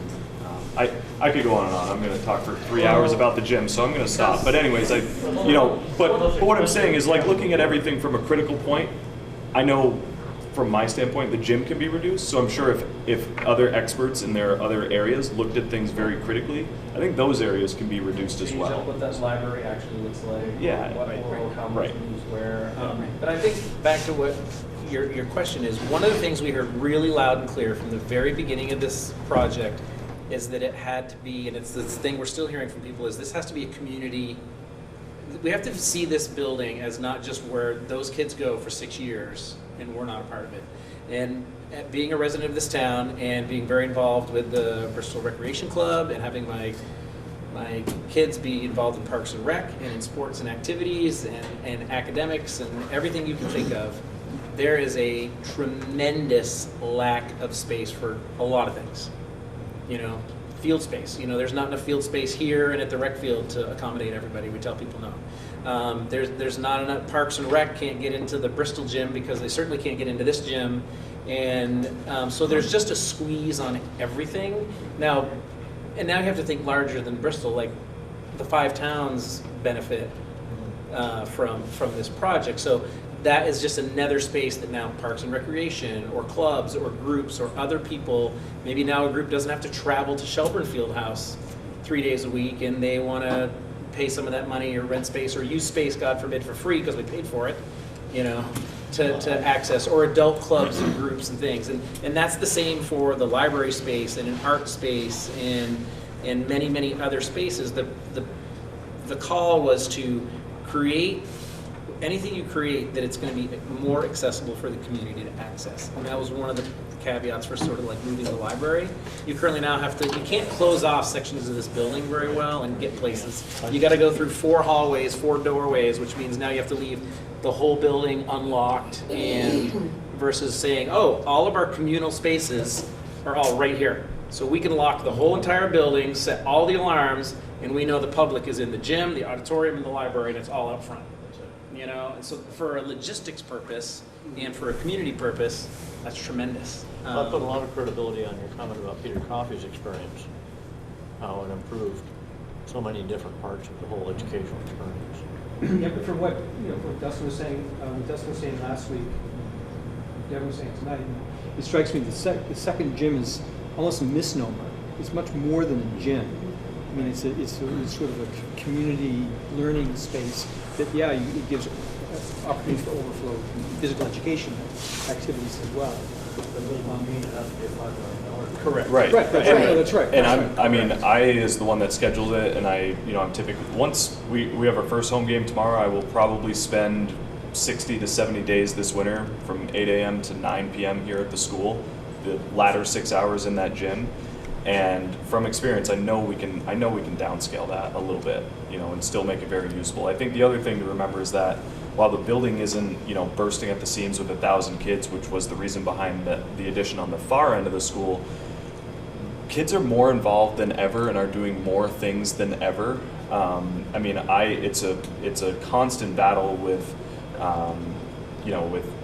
students. They just want to do everything. They want to play basketball. They want to be in the play. They want to do 6 different things, and that's awesome.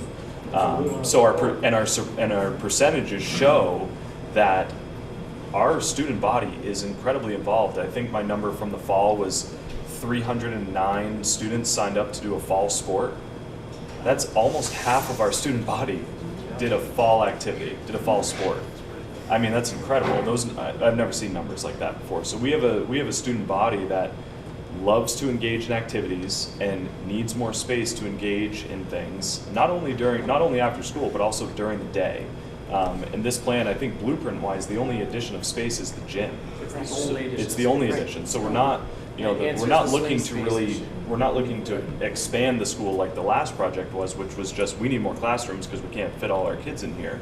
Now it's like, okay, these classrooms are not giving the students a good experience. We need to make them better, and and look at the other stuff. So But going back to the bigger picture, you know, the bigger problem at large is that number.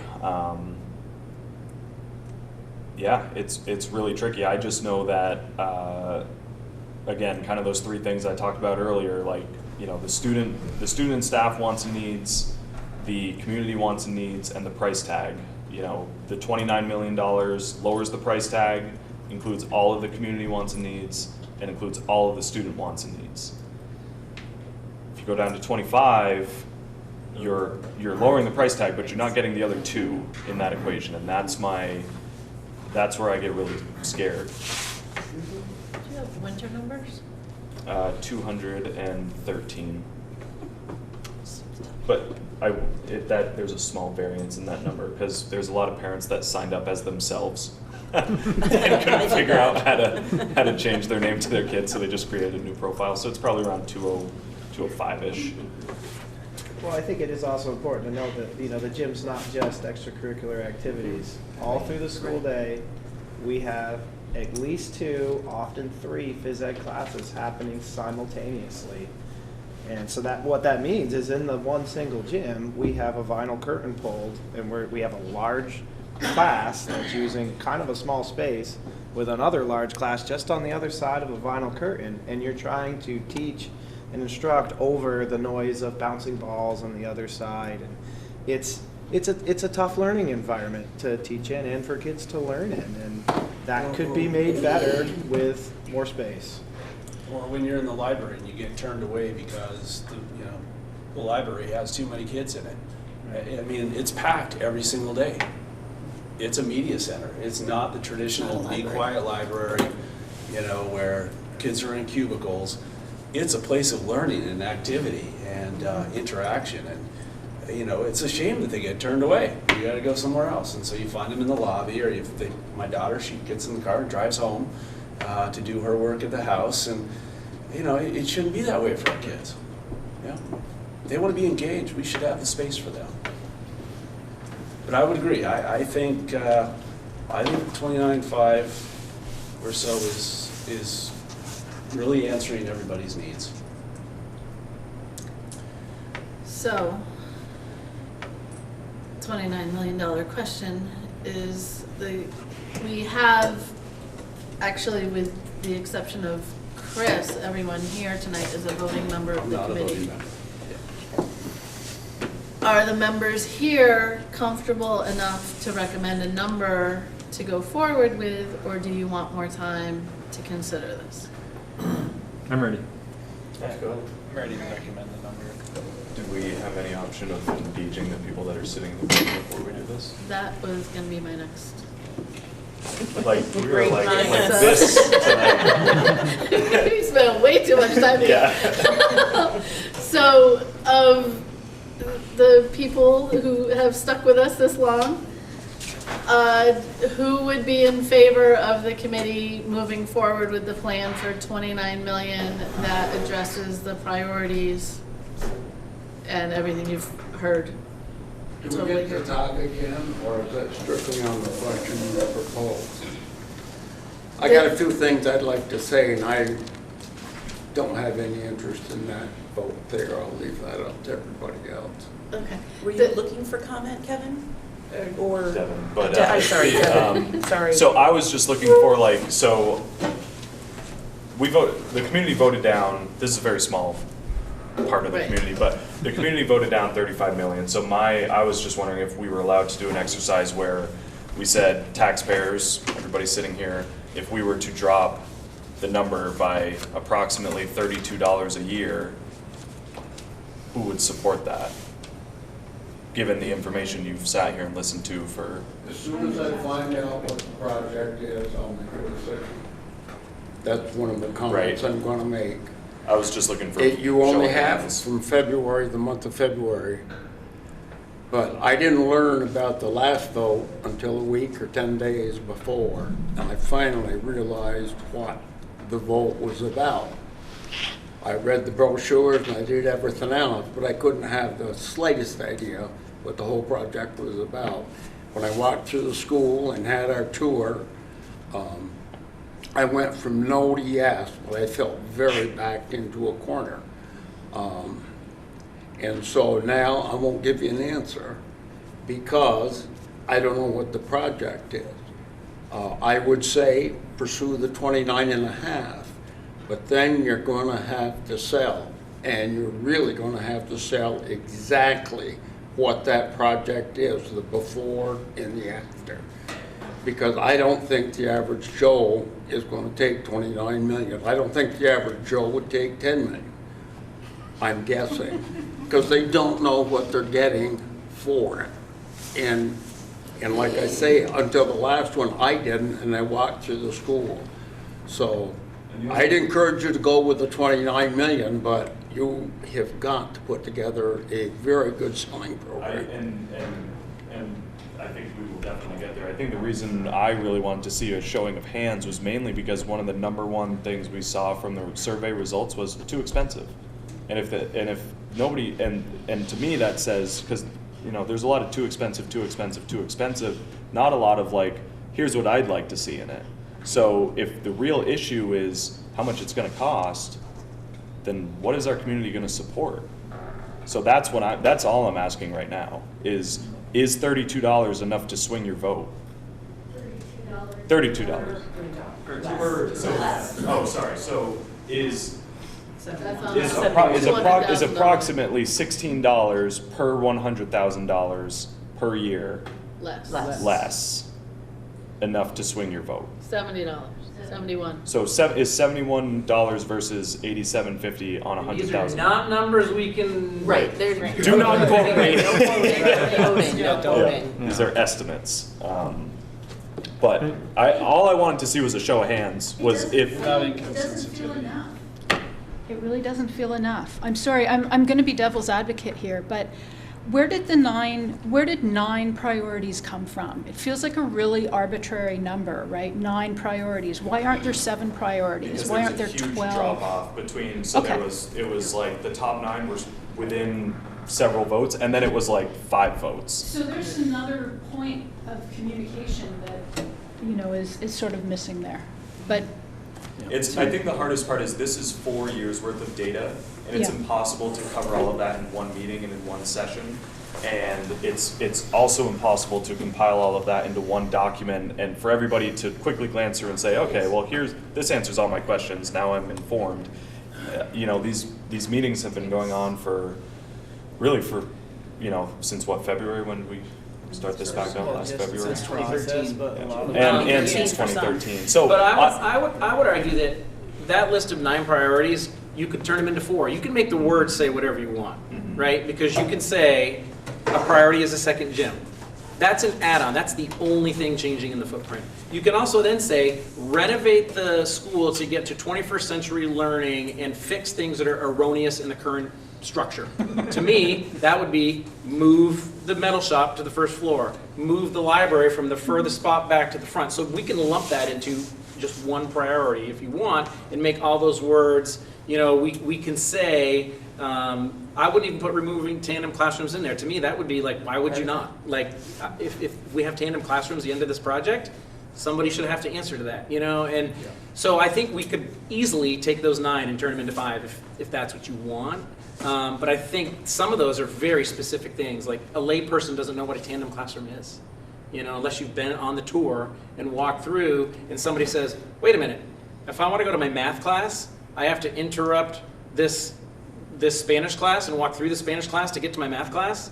And that happens maybe 15 times because we know kids go to the bathroom and come in late and leave early and have dentist appointments. And so like as a community member, you're like, well, how could this possibly even be? Like, how long has it been like this? Well, forever, And so to me, I think those priorities, while really, really important, and I understand what you're saying, we can call those whatever we want. But the #1 most important thing we've heard since the very beginning of this project is lighting and air quality. And I feel like those are sort of almost one thing. Like there is a feeling of students and faculty and people who work in the building and students are in the building. The number one thing we heard over and over and over again is I can't see daylight.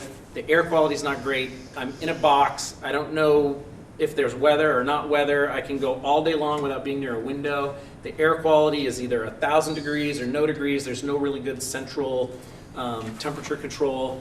So to me, that's all sort of one priority.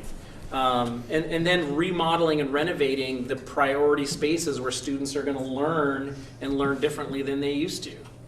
To me, that's a second priority, you know, and I think you can make those be whatever we want, but if you look at this survey and you look at the survey we did with the students and you look at the survey we did 5 years ago, it's all the same. It's the same. Like there's not any shocking thing in here that's like, oh my goodness, now we don't want carpeting, you know, or we do want carpeting. Like there's nothing like that. It's all really, it's all there. It's more about what can we afford to do and how much lighting.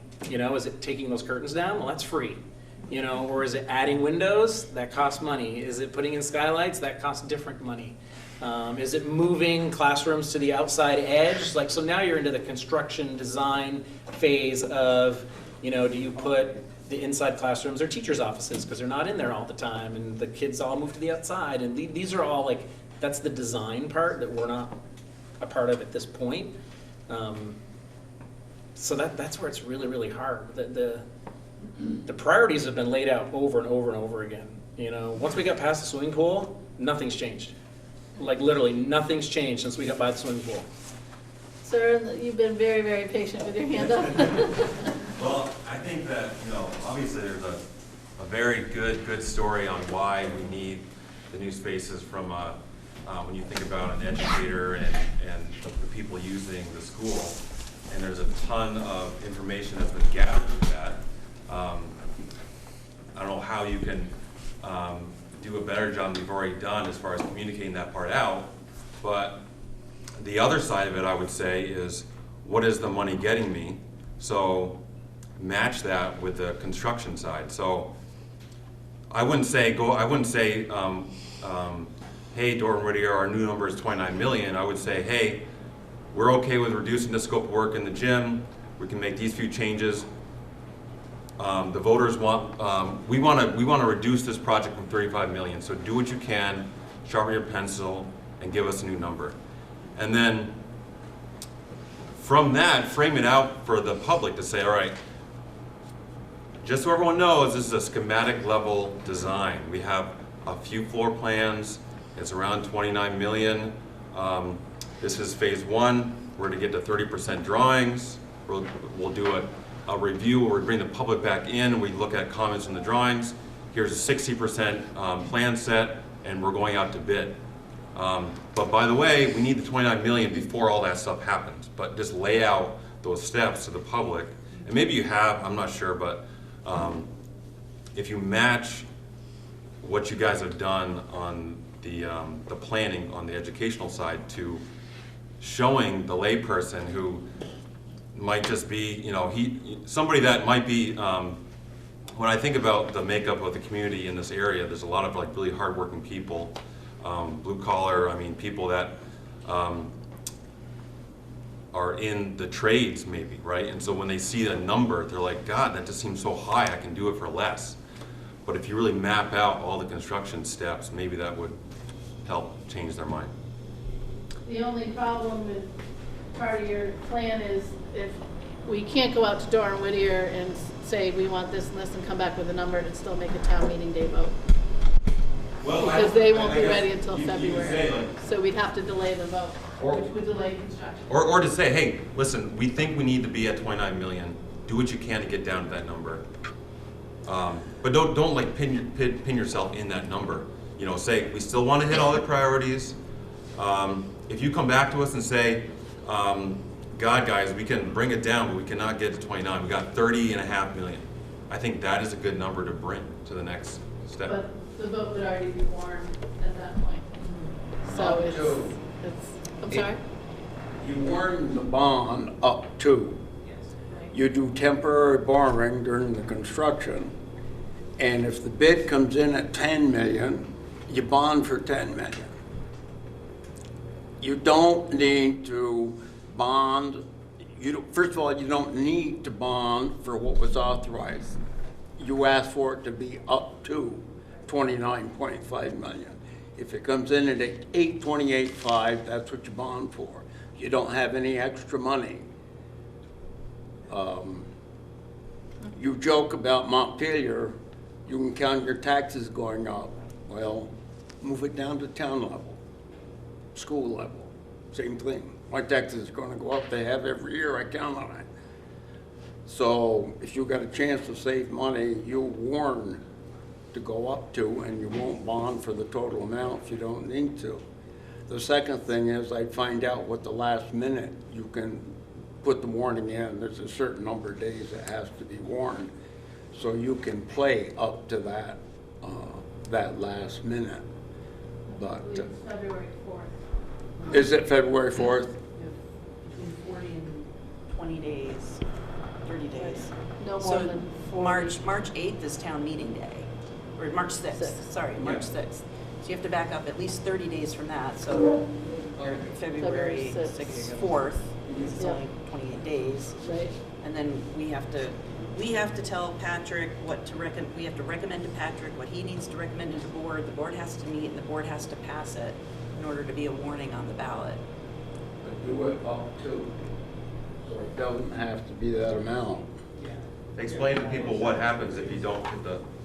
If you say you're gonna bond for 29.5 million, and then it comes in at 28.5, you've got $1 million left over. Well, I've heard a discussion that, well, we can spend it on this. Don't give it back to taxpayer, pay your bond down $1 million. So we would What, bond for. you bond for the least amount you possibly can. Well, you were really just asking for a vote of approval to spend up to. That's where they all read. Right. And I think Patrick was saying you can do the bond in the spring.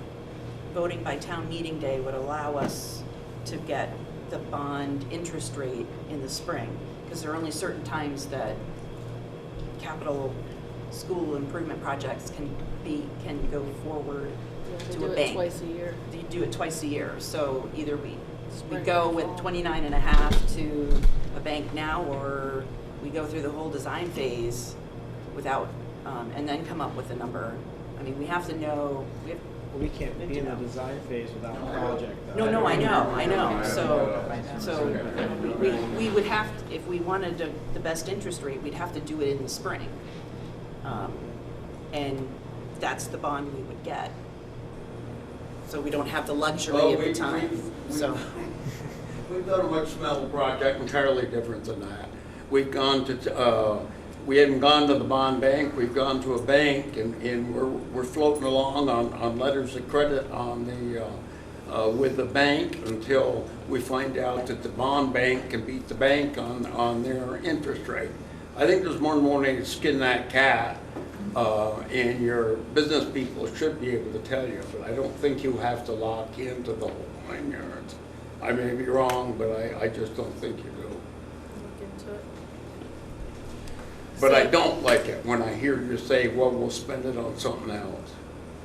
Give it back to the taxpayer. I've been retired since 2004, and I've seen my income do this every year.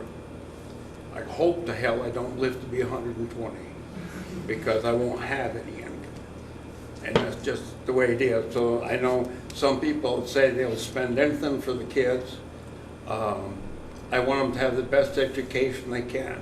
I think there's a term that was being used so much it drove me crazy a while back. What is best for the kids? What is best for the kids and the taxpayer? The kids, like me, I'd be driving a Lamborghini tonight if I didn't have to check on what's in my rear pocket there. And my wallet is pretty thin. And the kids would do the same thing. I give them the best education we can afford and can be afforded. You can debate that for a long time, but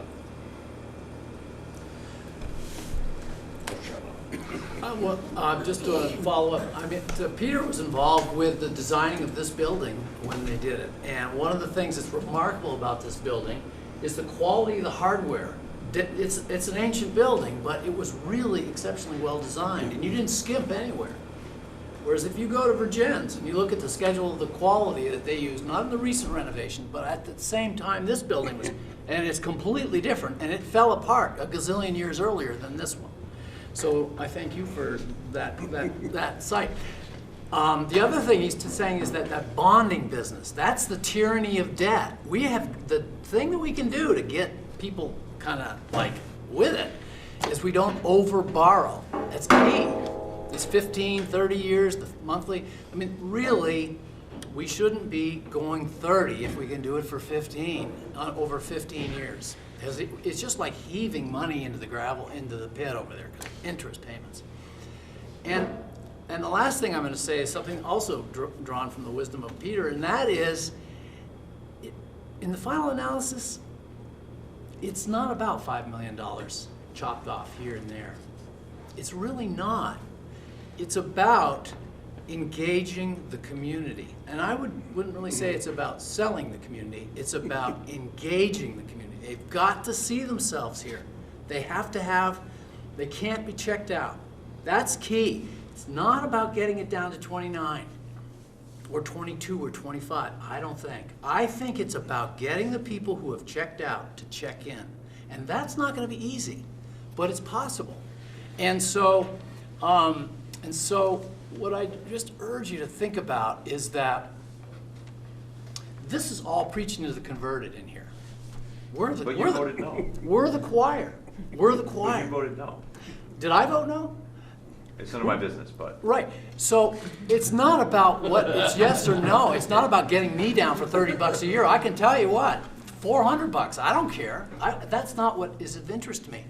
What I think should be of interest to the school is to figure out, how do we engage the community in this place? How do we get the people who have checked out to check back in? How do we, rather than a satellite out here, how do we convert Mount Abraham Union Middle and High School into a true community center?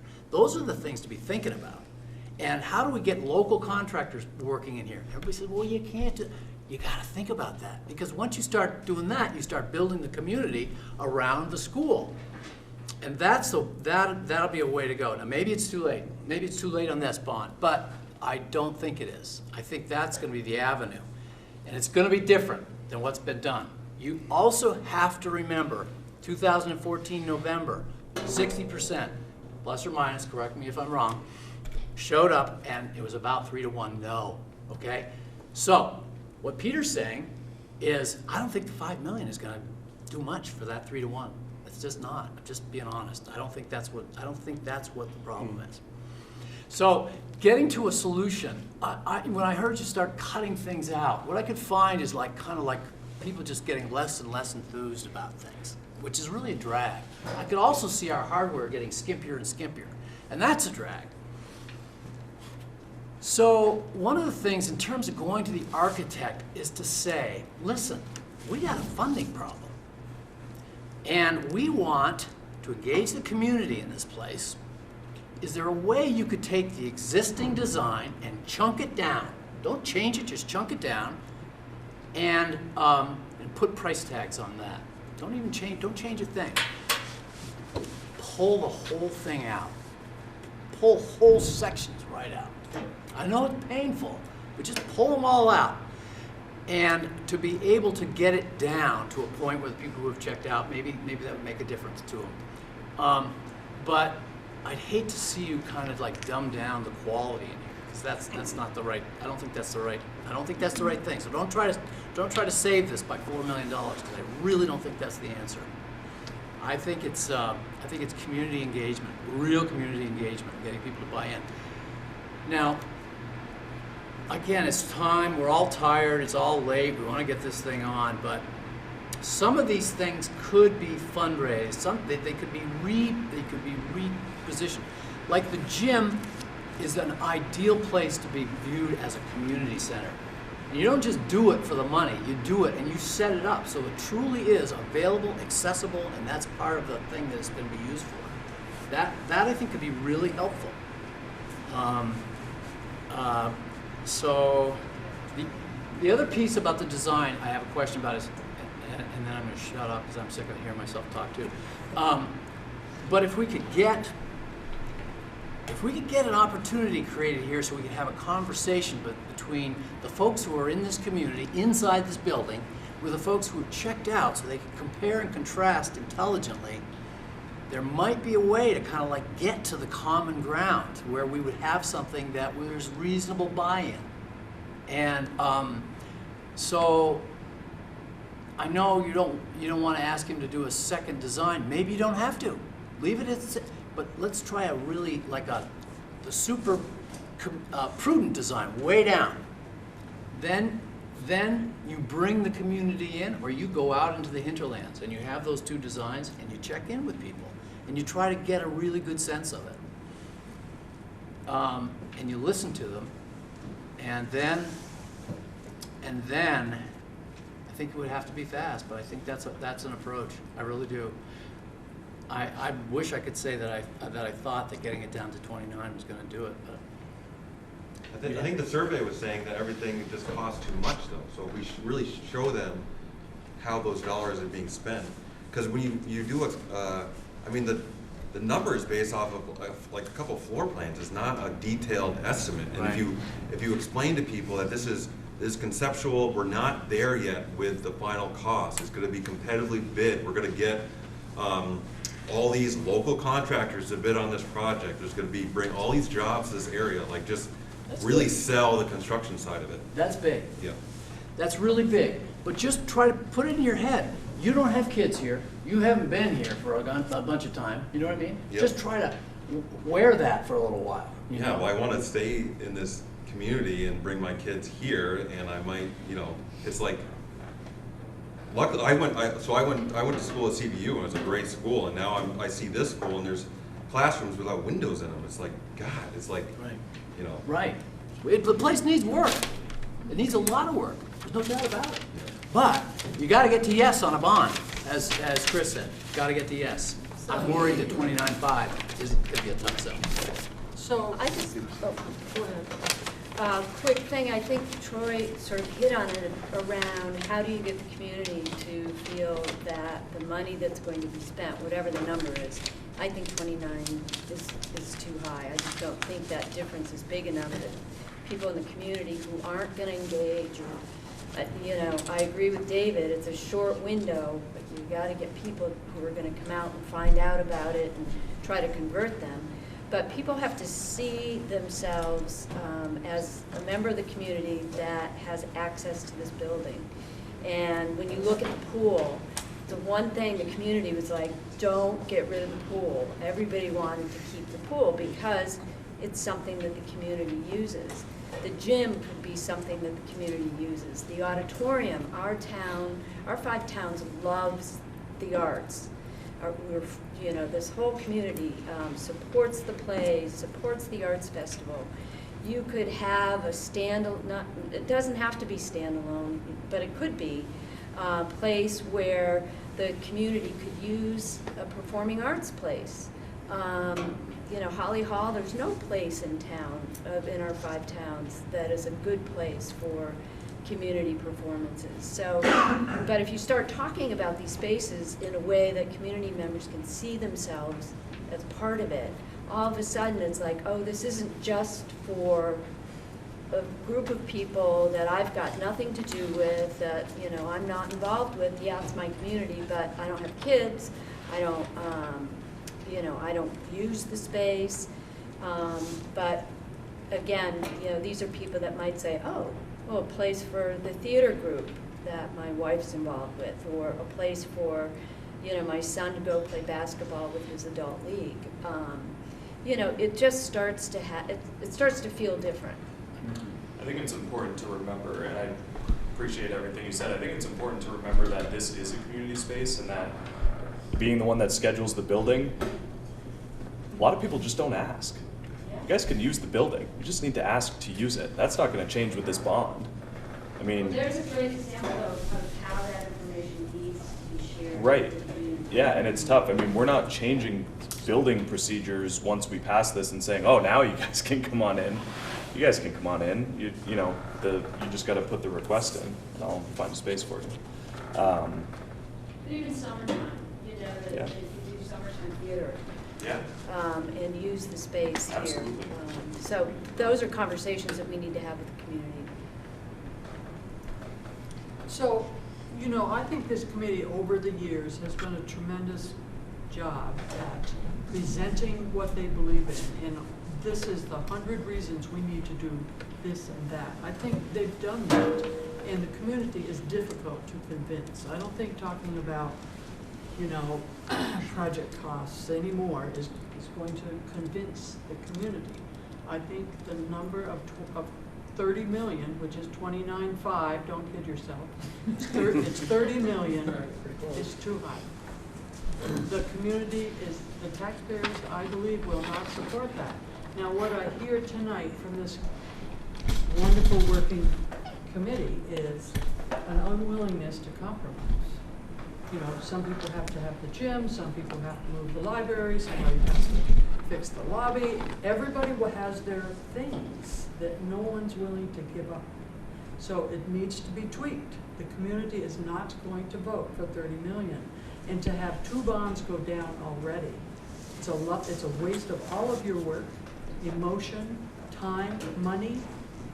Think about having a 3rd one go down. It's really, I think you need to be committed to finding a number that's not going to be voted down, for your own sake as well as the community. But somebody needs to compromise. You got to tweak it. Like the gym, say we want a gym that's not going to cost more than $3 million. Maybe you don't need to move the library. Maybe you can move the metal shop down by the wood shop. Maybe you can, there's all kinds of possibilities, but someone's going to have to give on something. So can we go back to the original? I think as soon as we started to engage everybody out here, I think what I requested from you guys was just a showing of hands of how much, I believe that's where we started, was how much do we need to lower it by to get no, put your hand up, please. So, no, wait. I vote yes. Please, no more comments right now. I really just want to see a showing of hands. So, how much would we need to lower this by per year? We're not going to use the $1 million figure. So, how much per year do we need to lower this by to get people to buy in? What's that cutoff? So it's currently $87.50 on 100,000. Does that need to come down by $30? Does it need to come down by $15? Could I see what $15 down from that on 100,000 with no comment, please, just hands. And if nobody's, but I just want to know if we're voting on what I personally would or what I feel the community would. just you personally. This is a very small subset. It's only 16 people, and I think a couple of people might have actually left. I was hoping, there was a lot of people here at the start, so I was hoping it'd be a bit more impactful, but I think this is part of that community engagement we're talking about, and I just want to see, like, is that number that big of a difference from the people that are here sitting in the audience? So would $15 on 100,000 make a difference to anybody? And you can abstain and not raise your hand or anything. I just have a point of clarification. Is what we're talking about is a number to go to Doran Whittier with, and then have them say, can you include all 9 of these priorities? But you got to get to this number, so give us a vision for this and what's loft on it. No, our taxpayers told us it's too much. That's what they keep telling us. So we need to know, how much do we need to lower it by to do this? Something has to be done in the building. How much lower does it need to go? It's just and I would like to just see something from the community, just a visual showing. And that's but before any other comment, can we please just do the exercise? I feel like if we don't, I'm just afraid that if we do that and everybody comes down to we're willing to pay $15 per 100,000, they're going to be pissed. but this is only they're going to say, I know, but they're sitting here and they're listening to us, and you're going to go through this exercise, and they come to $15 per 100,000, and we come back with 29. They're going to be pissed. And they're going to go all their friends, and they're going to be pissed. I just feel like this isn't, I'm sorry, I don't feel like, I understand what you're trying to do, but the people in this room, it's not a big enough subset. Well, I think I just wanted to see a visual on it. Yeah, I know, but that's all I was asking for. I get what you're saying, but there's, as you said, there's like hardly anybody here. But I think the other thing too is there's so many differences of opinion. Like David says, we don't want to pay any interest. And that's really, really prudent financial advice. But the guy next to him says, I can't pay any more per year. I'll pay the interest forever, but I can't pay $10 more a year. So they're gonna say, I want the lowest possible number on my yearly taxes, forget the interest, because I'm gonna be dead before you pay it off. And that's all real, and so that's what you're up against when you're doing a municipal project like this, is every single person has their own opinion on the way to do it. So we have to meet the needs of the most people, and you're right, we're probably gonna have to figure out how to get rid of something. You know, we clearly already have getting rid of a lot. And I keep wondering, like, what is that magic number? Because I've heard so many people say, you're not asking for enough. And I've heard so many people say, I can't afford any more of my taxes, knock it down, and send everybody to, you know, Peru, I don't know, wherever you want to send them. But I think we have to figure out what's the best for the community long term, and investing in infrastructure and investing in the building, I think we are all committed to, is good for our 5 town communities long term financially. To answer that question right there, who's going to commit to living in these towns and raising their kids and their families because of not just the programming, but because when they walk into this building, they get a feeling or don't get a feeling, and that is real. And the kids will tell you that, and the parents will tell you that, and they will say, why does this wall move when I push it? And why are things broken? And why do when I go to the other schools, they're so much brighter? And it's real for them, the ones who are in here. And it may not be real for everybody who doesn't have living in it in the moment. But what is real is their taxes. And what is real is how we engage in this community, in this building. And we love the arts, and we have the Arts Fest. And people rave about it in other communities and wish they had that. And people rave about our kids on the sidelines and how many fans we have at sporting events and whiteouts. Like, we can't even get kids to go to sporting events up at CVU because it's too much work to drive and do that. So how do we capitalize on that community feel and effort, but make it a number that we can tolerate? And I can't answer that question, but I also feel like the 29, in my gut, even though in my heart that's what I want to go with, in my gut, I just feel like it's got to be closer to 25, and I don't know why, because I'm making that number up too. But I just feel like we really need this to pass as a community, because it's just going to keep splitting people. It's going to keep splitting people the deeper we get and the further we get. And I don't. And that's just my opinion. I just feel like we have to pass and get to the point where we've renovated, we've given it a facelift, we've fixed the things that were broken, and we have a plan moving forward as a board and the community so that we keep things addressed, like furniture, you know, and you know, we were looking at tables that were completely broken in half 2 years ago. Well, we've addressed some of that. Not everywhere. We were using in February? Yeah. I mean, not everywhere. You know, there's furniture needs all over the building, but I don't know what the answer is, but everybody's point is valid. That's the problem. Like, everybody's point is valid. Yours is the answer. What you just said is the answer. I don't know if there was an answer. The answer is, that is the answer. It's engaging the community, it's getting it down. The other piece is that this isn't just like a one-time deal. What we need is success. We've got to point to some success. And by success, it's not just the grade point averages of all the brilliant kids that come out of the institution and their sports and stuff. It's also the community, it's continuing education, it's all that kind of stuff. You know, and we have to it's already happening. We just have to learn how to tell it more. You know, and all that stuff in terms of cultivating community engaging and getting people engaged.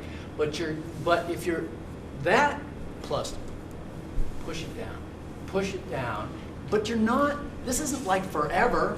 It's not like we couldn't come back. Oh man, we've got it all energized. People are going to get excited. You can come back and get more money at another time. You don't have to go too high. But I think we're all right. 29 is not going to do it. I start twitching at the idea of coming back for more money. No way. No way. Yes, I know. I want to say one thing. Chris Coffey from Moncton. All these numbers are unquantifiable to society. $25 million, $35 million. And I like where Devin is thinking, because I totally agree with you on the 15-year bond, but that'll double the yearly number that everybody looks at. So when someone goes in to buy a truck, I can afford this much a month. So 25, 35, it's all unquantifiable. I would love to have a session where we come here and think about, you guys busted your butts on marketing it the last time, and then you get, Patrick told me personally, he's like, I don't know what else I can do. I marketed it, I called, I did this. I sat at New Haven store with all the, you know, I did all these things. It is amazing. I was so pumped when he told me that. I want to, as a community member, not on the committee, I would love to be a part of coming in and, I don't know, can we get 10 people to just telemarket Addison County for 4 hours? And maybe I'll bludgeon myself after. I don't know. But I'm looking for some value add to sell this. Because I feel we need to sell what is needed, not bring it down. Because at the end of the day, it's not about on 300 grand, $51, lowering it from 35 to 20. It's not about going from 87 to 70 or from 87 to 51. Like the number, the overall number is unquantifiable. So I would love to be a part of creating having a meeting just based around marketing the need. And I don't know if anybody'd show, but I would. That's exactly what I said. You've got to sell it. And I'll vote no until I understand what 35. It could be 55 and I might vote yes. But I've got to understand it first. And I didn't understand the last one until 10 days before, and I never understood the first one. And so I agree 100%. It's got to be, I won't use the term sold, but it's got to be presented, and the community's got to be engaged on that. Chris, can I take you up on that offer to be our point person for that? I'd love to. All right. It's in the minutes. I'm not going to serve the front porch or Facebook though. All right. Just so you know, it's not my bag. So, yes. One final comment on your report to the board. Tell them to consider infrastructure as part of the responsibility. My mother taught here just after it was built, the air system was rotten. It's still rotten. That's maintenance, that's infrastructure. So much of what you're doing right now should have been done as we went along, and the board wouldn't face that. And it's hard to face it when you've got so many staff and other things calling at it, but keeping the building standing is very important. And I hope in the future the board will take that into consideration when they're doing their budget. Thank you for your part in such a well-built building. This is why we're looking at renovation and not new, is because you guys. We can't give them what they need to give us a real concept that we can then communicate to the community as far as this is what the work is going to be done for this amount we're asking to spend up to in a bond. So just to recap, to move ahead, Doran Whittier is requesting a dollar amount from us. And from that dollar amount, they'll address however as many of the priorities that we've named in that dollar amount. Put together a 30,000 foot view conceptual design for us for February. Yes. Yeah. So we could warn that dollar amount in the time we have and then work the month of February to get this information out. If Doran Whittier's to us at the beginning of February. Right, which is, we're asking them to, it's a holiday break coming up. It's a big ask. Right. The timing of this is very, very tight. So we need to very quickly give them a dollar amount that we're working with and priorities that need to be addressed. And communicate it. We need to pick a number and communicate it. But it's hard to communicate it without the concept, which we don't have until. But we have a foundation that we can start from. We have this much for the foundation, and we're coming down to something. Yes. We can still communicate that, and if we keep our priorities in that, the community's priorities, the students' priorities, the people in the building's priorities. And I'm hesitant to not honor the process of identifying those, how we identified those priorities based on just what we've heard tonight. It's not that we wouldn't honor that process, but instead of doing the top 9, maybe do the top 5. I guess we do have them ranked. It's just hard with what they are. So many are attached to each other. Right. You can't do the. consolidate tech ed to the first floor without moving the library. Right. They're attached, so Right. it's hard to knock off, just say, okay, we got a list of 9 ranked priorities, let's just knock off 8 and 9 and go back to them and say, can you come in under 25 with these priorities knocked off? Because it's just not that simple. But So we I know need a do decision. something.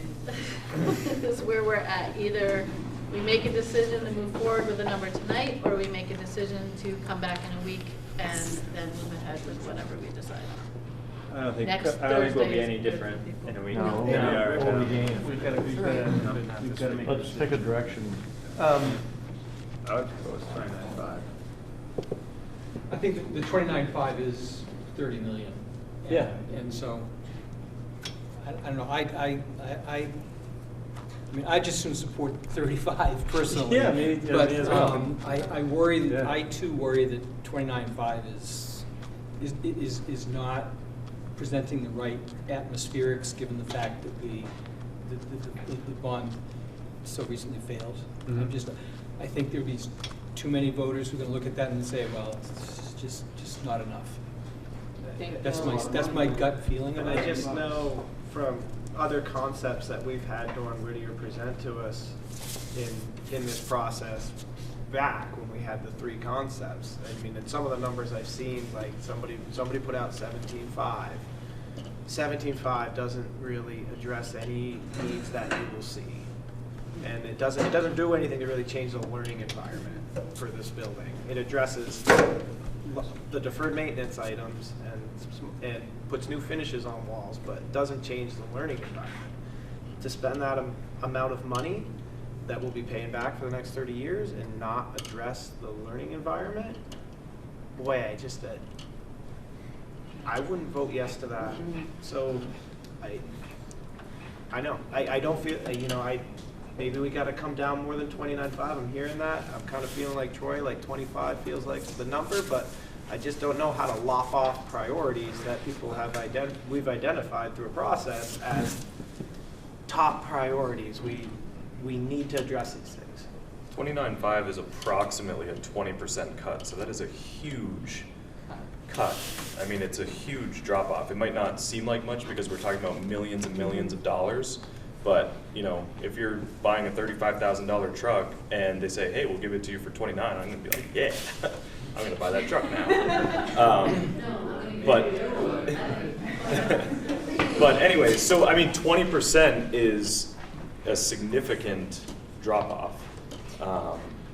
Yeah, but is it the enough? The problem is that any number we come up with is not, it's really not evidence-based.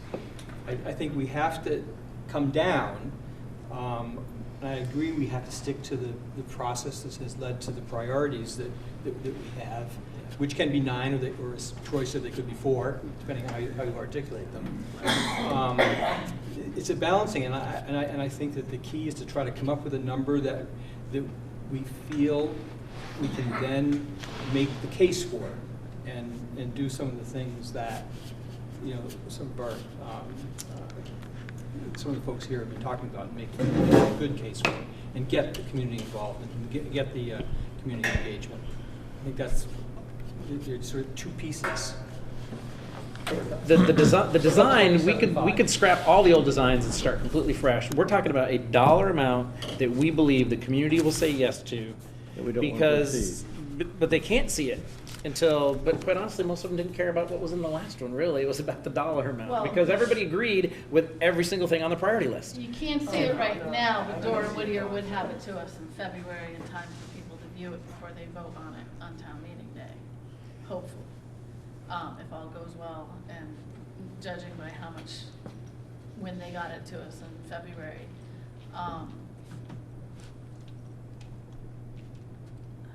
I personally feel like I agree we have to get just a shade further away from the 30 because it's all psychological. 29.9 is 30, right? And it's how you end up. And I don't know what that magic number is, and I know it's just playing with numbers just to psychologically appease. But maybe that's what we have to do, and then maybe in the project, like they figure out okay, we could cut this, and this contingency did not come into play, and the board did do this with this money this summer, and we're able to get more in than we thought. But I feel like to really appease that part of the voting block that's like, it's about the money, because then all day long we can dicker with what the money looks like, 30 years, 15 years, da-da-da, like, that's all just math. It really is for some people about the big ask and how much that is, like how much are we investing into the building. And I know in a project of the scale, $2 million is chump change in the grand scheme of things, but that number for some reason, I feel like it means something, and I can't put my finger on it, but getting just a little bit further away from 30 That concept's important, though. just But feels... Are they more influential than those who are gonna lose because we had to lop off priorities that the community gave us as a result of community involvement? I guess I would hope, my personal hope, and it might be naive, is that we can figure out a way with a number like 27 to still do both. You know, like, can we, at the end, because we had bids come in low, and because we had X, Y, and Z happen, you know, that we cross our fingers like Lincoln did, and like, wow, awesome, we got it all. And the ask was this, and if we can't, and we have to come back in 2 years because we didn't address the metal shop at all, then we come back in 2 years and address that. I Well, don't know. that's, during our conversation with Tom Hengelsberg at Doran Whittier, I had said, you know, if we want to spend this much, but we want a list of projects included in this plan that we can break off and do as a summer job. He was pretty agreeable to that. He wasn't, I didn't hear a deep intake of breath or a muttering under his breath or anything about that. So it wouldn't be that we wouldn't address all the priorities. We would get the ones that make sense to do all at once. Because you don't want to tear down stuff you just built. Exactly. Like, that makes no sense for anyone. So, yeah, you don't want to do A and C and then come back to do B and figure out now you're ripping out everything you did for C. But if you want to do A, B, and C, and you can leave G for later and do that as a summer project that's in the budget, you can do that. But I feel like we've already done that.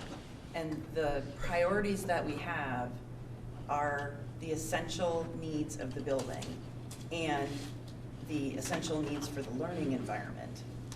We don't have, with the priorities that we have now, we don't really have separate projects. There are some things in the $36 million that can be done like that, and they're gonna have to be. Because yes, we have to come back with a smaller number. But I'm afraid that if we go below the 29, we are not gonna get what we need, and there's gonna be some severe buyer's remorse. And there are people in our community that have an idea, and we don't know what that is. They have a number they're willing to spend, and we don't know what that is, although I have an idea. But I'm just afraid that we are not gonna get what we want, or we're not gonna get what we need with the if we go lower than 29. And you started in 2013, but this started back in 2000. They knocked things off. You came back in 2013, 2014 vote went down. We've scaled it down again and again and again. And I'm afraid we're gonna end up like we did in 2000, where we asked for 12 million, got knocked down to 9, it didn't pass, and it got knocked down to $3 million. I mean, that's 17 years ago and the money's different, but it went from 12 to 3. And we didn't get a gym, and there were a lot of things that could have been addressed then that are still here now. And I think we need, I don't want to come back in 2 years, because I'll tell you what, no one is going to be happy. They will not pass another bond. No. They will not. And I'll be the first one to say, I will not vote for another bond. I will not. And there's a lot of time and energy that has gone into this. And we have to respect, yes, we have to respect the people that we are hearing from, but we have to also recognize that there are a lot of people that we aren't hearing from. And I'm not saying stay with the 35, but I'm also saying don't do the 25. And I'm a little worried with the 29. I definitely wouldn't support 25. I still think 29.5 or 29 is a little too high. I mean, it depends what door comes with for a concept, really, and how much of our priorities are addressed in their concept. I mean, the only thing I feel like we know from the last meeting with Door and Whittier is to address the top 9. 29 is the number, and if you get below that, you're not going to get all of the priorities that you're asking us to address. And we didn't even talk like in terms of the top 9. It was the program. This is what they laid out. This is the new floor plan. This is the flow. That was the program. We had come up with that top 9 priorities at the last meeting, but it was, and that's where we went to them. It was the initial discussion, but it turned into what is the program of the renovation. Well, I asked earlier, maybe I didn't ask it well. He comes back to a meeting with this proposal, and there's 10 parts of it, and 3 don't feel right. At that moment, we're sitting there discussing this with him. He's explaining what he's come back with, and is there any reason why we can't say to him, okay, this was based on this number. If we had, you just took $300,000 off this thing, or $500,000 off this particular thing, let's put that back in, and we can end up at that sit-down meeting with a number of 31 million, just pulling a number out of the air, and go forward with that and accomplish what we're trying to do for the school and the community. Why doesn't that work? Where do we get the extra money from? Because we've already warned for a lesser amount. We have to put the number out to the voters. We can't change that number after February 4th. Well, okay, but we Don have to. Whittier's not coming back until February with the concept. Oh, we have to have a number before then. Okay, that's what I So did. That was the not clear. unfortunate part that we're running into this time, so the last time that we presented it, we gave them a number, they came back with a concept, we looked at it, and we said, the concept was 36.6 or whatever, and we chunked it down to 35, and then we presented 35 to Patrick, who presented it to the board. The problem is, we don't get to see the picture this time. Okay. We don't get to see the picture until after. But Okay. we can change the picture all we want. Right. It's just a That, concept. and that's, I think that's the trickiest part to understand is like, right, it won't be until after the bond, if it passes, that won't be until all the real stuff actually goes into the project. Okay. We're all pretty much in agreement that the 25 is not. Yeah. Okay. So let's not talk about that. But I'd also Yeah. say Yeah. we have an obligation to the community, whatever passes, once it's all bid and we're in the design phase, we have an obligation to not actually bond for any more, not bond, but borrow any more than what's needed to accomplish the project. And what's not spent on addressing the priorities of the project goes back to taxpayers. We don't That add back, absolutely we needs don't to be add done. back into things. No, we don't add back into projects. No add it back in, we accomplish the priorities and the money goes back to the taxpayers. There's one plan, it's a consistent plan across everybody saying whatever it is, Right. and there aren't pieces coming from here and there. It's one plan. I mean, I have confidence, again, just using the gym as an example as how we could scale back, that if we scaled back in all those other areas, we can bring the price down, we can hit all the targets. So And yeah, that I think it's, scaling back happens in the design phase, Right. once we have a project. I think We that's the don't target have we a should move project with. till we get something passed. So, this is really about getting to a number that with a concept that we can pass in March. So can we do an informal vote, or do we need a motion for a formal vote, or? we can do a strong vote. Straw poll as to, for, as an my gut's telling me 29 is not gonna work, but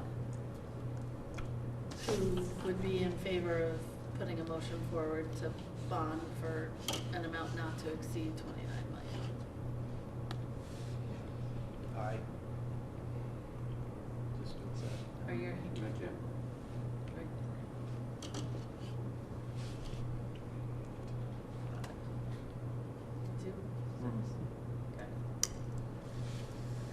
Now, I would also be willing to go a little bit lower because it would make me feel more comfortable, but I'm also really confident in the work that we've done and the fact that you're cutting so much, quite a bit out of the cost. And I don't, for me, I think it's easy to sell, but I'm also an easy sell on what I believe is in it. So I think coming back to what you said, it's like, it's hard because there's no magic in the number other than just having people believe what that is. In my gut, I think we can get 29 or 29.5 to pass, especially now that we have a person who has stepped up and has offered to help us get this communicated. It's all on Chris, that's what you're saying. With some help, but I'm with you, Lisa, and I think that's where we gotta focus our energy there. I know And exactly because where. all we know is anything less than that amount, we're starting a new project, and we don't really know what we're gonna give people for that yes vote on passing. From the bond. discussion these guys had with the architect, that he was optimistic he could work in that, around that number. I think that has a lot of value. I think my confidence goes way down as that number drops, because if somebody asks me, well, you know, what's going to be in it at 27 million, I don't really know how to answer that question. At 29.5, I can say, well, actually, everything you see in that picture is going to be in it. It's just not going to look quite like that. And I can say that with confidence. And straight face-wise, at a number lower than that, I won't be able to tell them, and then I think the credibility goes out the window. And it'll get voted down again because they won't know what's in it. Someone wants to make a motion.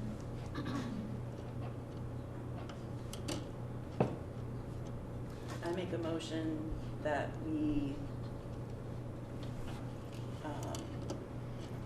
present to Dorr and Whittier a figure of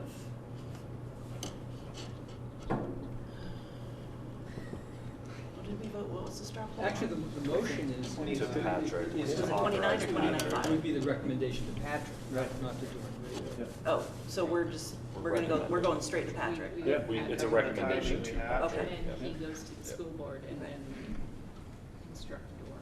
I make a motion that we recommend to the superintendent to recommend to the board an amount to not exceed 29.5 for a bond for the renovation of MAU MHS.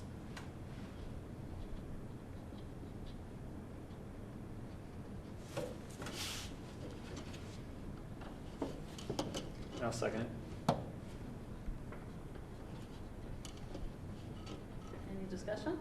I have a question. So this goes to the board in a letter or whatever we present, a report. If in the board's discussion, they decide what they're gonna put on the ballot, so if the board has a discussion and they say, we want 29, or we want 28, or we want 25, that's in their purview. Yes. Ultimately at the end. It is, but they're counting on us. Yeah, Right, yeah, right. yeah. I'm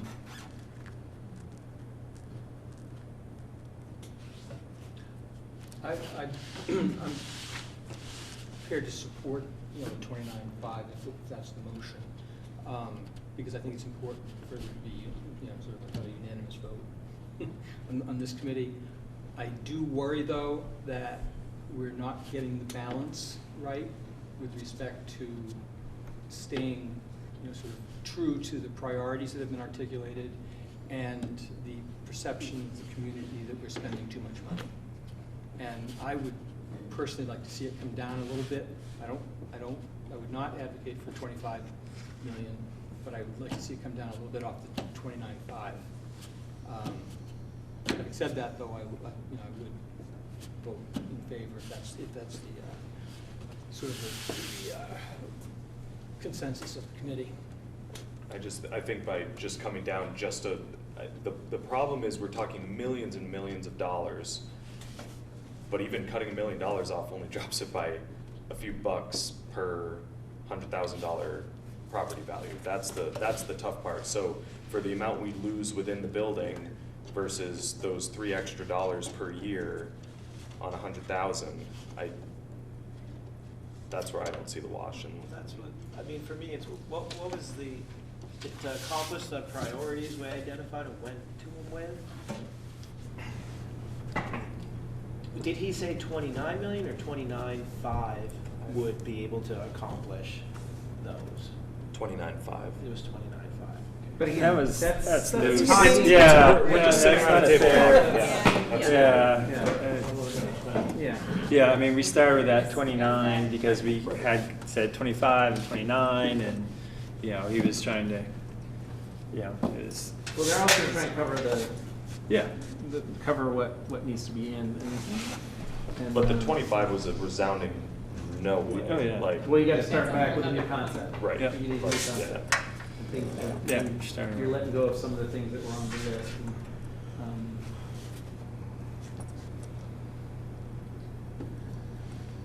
And maybe we'll get lucky and we'll be able to get a bid that's less. Right. But if we don't, at least we have enough money, hopefully in the bond at 29.5, that we're covered. I mean, it'd be great to have it come back like Lincoln did, but that's an unknown, and I'm not comfortable banking on an unknown that big.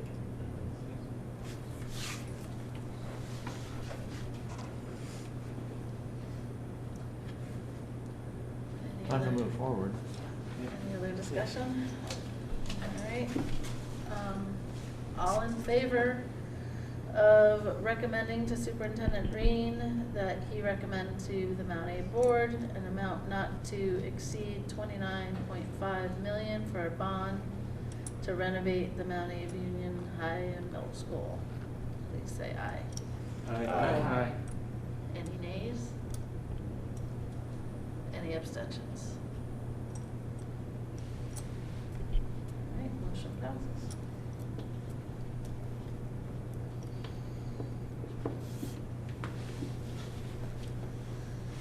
All right, so that being said, do I still ask the Mount A board for a extension? Because our deadline was the 15th, tomorrow, to come up with a recommendation. But at our last meeting, we had, you guys had instructed me to ask the Mount A board for an extension of the deadline until January 15th, hoping we'd have plans from Doran Whittier, but all that's kind of moot right We now. know that there's no way that's going to happen, right? Yeah. He said there's no way. Yeah, impossible. Is the 15th when Patrick needs to recommend to the school board, or when we need to? No, that's when we need to recommend to Patrick so he can take it to them on their, at the meeting on the 19th. Next week? Yeah. So this is within the deadline then, so It I is. don't think you need to request it, right? Mhm. Can you just tell him? Okay. Okay. So we can also cancel the next meeting date, because our charge is Done. We're done. done. So,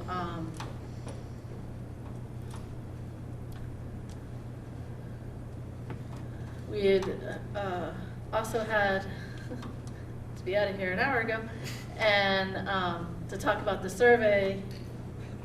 Does anyone out there have any questions? We kind of talked about it intermittently through the whole discussion. You know, the Mount Abe website is pretty intimidating. You can't find stuff on there. And so I didn't go to look for the survey results because I know I would have just been frustrated. So is there a written report? Did you get one of these last week? No. Because one of the reasons I came was to hear about the survey.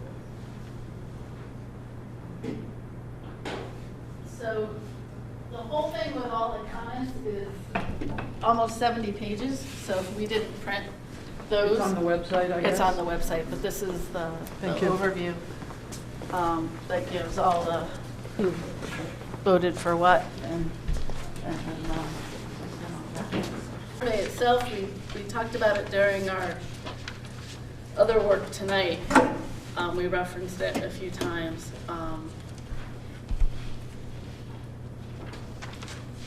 So I was going to suggest that I hated to add to the weight of this, that maybe discussing the survey ahead of deciding how much the bond should be for might be relevant.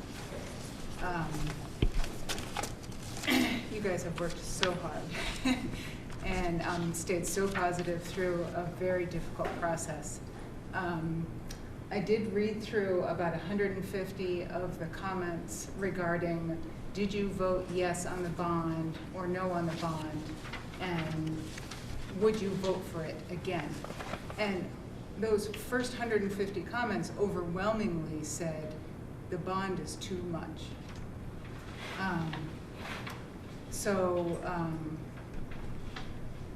I kind of hoped you would discuss the survey before choosing a bond amount, because I am worried that it won't pass, and I really think that the students and the community really needs a yes vote. Even though 25 million is not going to get everything that has been stated as a priority, I strongly feel that anything coming into this school to make an improvement would be so much of value to the community and to the students. I was talking to a graduating senior this year who said, I just wish they would do something. And I felt so strongly for him, as I do for the community, who really, I mean, people do care, but they're trying to balance their needs. And anyway, overwhelmingly I hear them say, it's too much. It's got to be less. So I know you already passed a motion, but the survey, at least the initial comments, really strongly say it's too much. Hey, by the way, I voted yes, and I am an easy sell, but I always look for compromise. You guys have said some great things tonight about selling it. So whether you stay with the same bond amount or not, or whether Patrick decides to lower it or whatever, I will help you sell the project. Awesome. Because, let's see, Devin said half the students are involved in athletics here. And we know that athletic involvement improves educational outcomes. We know that. So selling the gym should be an easy thing to sell. Also, Mr. Corrigan, I think, said $17.5 million is not going to change the learning environment. And I know that at least $10 million needs to go into the school just to bring it up to code. And that other $7 million, I don't think is going to significantly change the learning environment. And I also think that if the bond does stay at $29.5 million, I think that selling it as the bond is 20% less. We lowered the bond 20%. We're going to bring you value with that big reduction. I really think, so anyway, I hope we can, I really think it does need to be sold. And I really wouldn't mind if you lowered the bond a little bit more, because I so want it to pass. And I hear some of you saying with regret that you don't want to lower it, but you feel like that's what's going to sell it. So I hate to ask you to reconsider, but think about it, please. And I really do so appreciate your work. It's a thankless job, and you guys have worked really amazing stuff. So thank you so much. Just in your gut, what's a number that you think, I mean, because I just know from concepts we've seen them give us, you know, that there was a concept that really just brought things up to code, addressed deferred maintenance items. I think, you know, we got new finishes on the wall, but it didn't move any walls. There was really no change in the learning environment. And it was, what was that concept one? It was like 14 million. Well, we're not going to use that term ever again. We have a good request not to. That's what it was called. It's 12.2. That was $12.2 million. Well, that was the project cost. Oh yeah, that would be the That was a project cost. So in 2013. You put the so. soft costs in that, and it was like 17 or 18 million, and we would spend that amount. We'd ask for that amount, and then we'd do the project, and kids would not see any change in the learning environment when they came into the school. And I think that would be very regrettable. I totally agree with you. And that's what I'm battling with is I want to honor the priorities that have been identified. I want to really improve the learning environment that's going to take care of the needs of our learning community for the next 50 years. Can't be back here and we 10 years from now. Yeah. So you can't, so the people are, so Barb Collette was saying that telling people how much they're going to pay per 100,000 on taxes is a number they can comprehend. $29.5 million is an incomprehensible number to pay for a school. Telling them that we're going to lower their price or their price per 100,000 on taxes by $16 is not, that's a really hard sell. So that, you know, so my feeling, my gut was to go a little further away from 30, but maybe not to the 25. Was Yeah. more, and I know that 25 is going to cut stuff. I'm right there with you. My concern is Doran Whittier has told us that you get under 29 and you're not going to accomplish your top 9 priorities. And I hear that. And we don't know what's coming off. So then communicating that to the public, I don't know how to move forward with that. But you have to sell the money first. If you can't sell any money, you can't do anything at all. And this woman feels my community member feels very strongly that we need to get it lower. And the comments in that survey so overwhelmingly say it's got to be lower.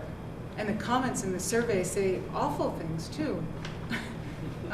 And you guys must have heard such awful things during your time trying to work on this. But I still think that there is a lower part, a lower number. Just comment on briefly, if I may. And I mean, I agree very much with what you're saying, and again, thanks so much for everything. And I think that the idea of, you know, bringing it down to 29 and still being able to get all the things is great. And then maybe that guy Bob, who can just scrape a thing here and there and done 27, that feels so much more palatable. Now, I'm going to vote for it anyway. I voted for it before, and I'm going to vote for it again. I want it to happen, but I'm just thinking of the overall community vibe. And I think 27 just seems so much further from that 35 than 29.5. That seems like an advertising scam or something, you know. And I think that's all I was going to say. The selling part, I think, is brilliant, the marketing. And I think the woman who was sitting there before, who said really how much is it going to cost on each 100, and really make that clear so people are looking, and even maybe say that equals the same as like cups of coffee a year. You know, I mean, I don't think you're going to go that far, but just show that it's really reasonable for what we're giving the community.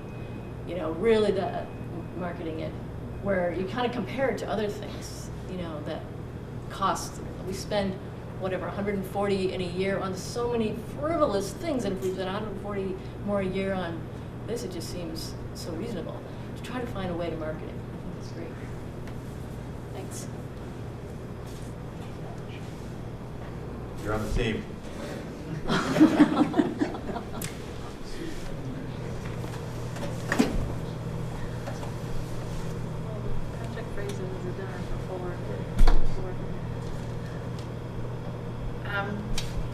just gonna, Is there an appetite? Should we reopen the discussion? Right.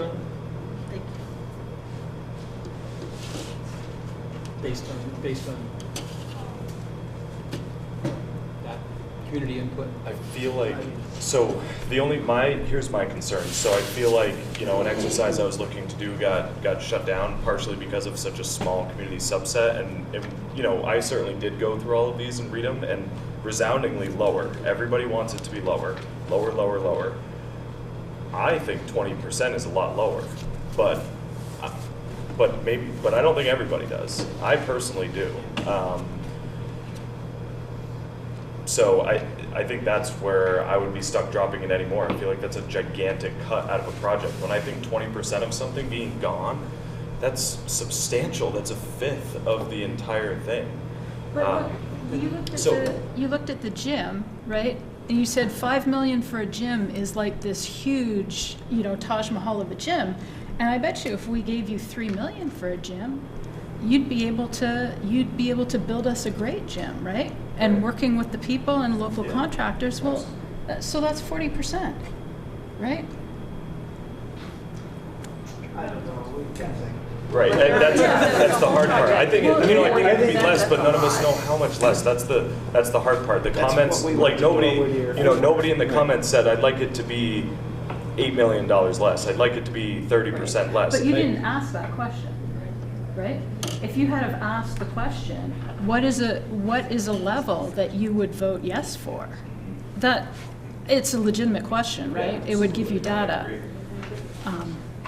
I'm playing devil's advocate, right? Well, I think we need to take into consideration all of that, and I come back to what you said is it changes the footprint, but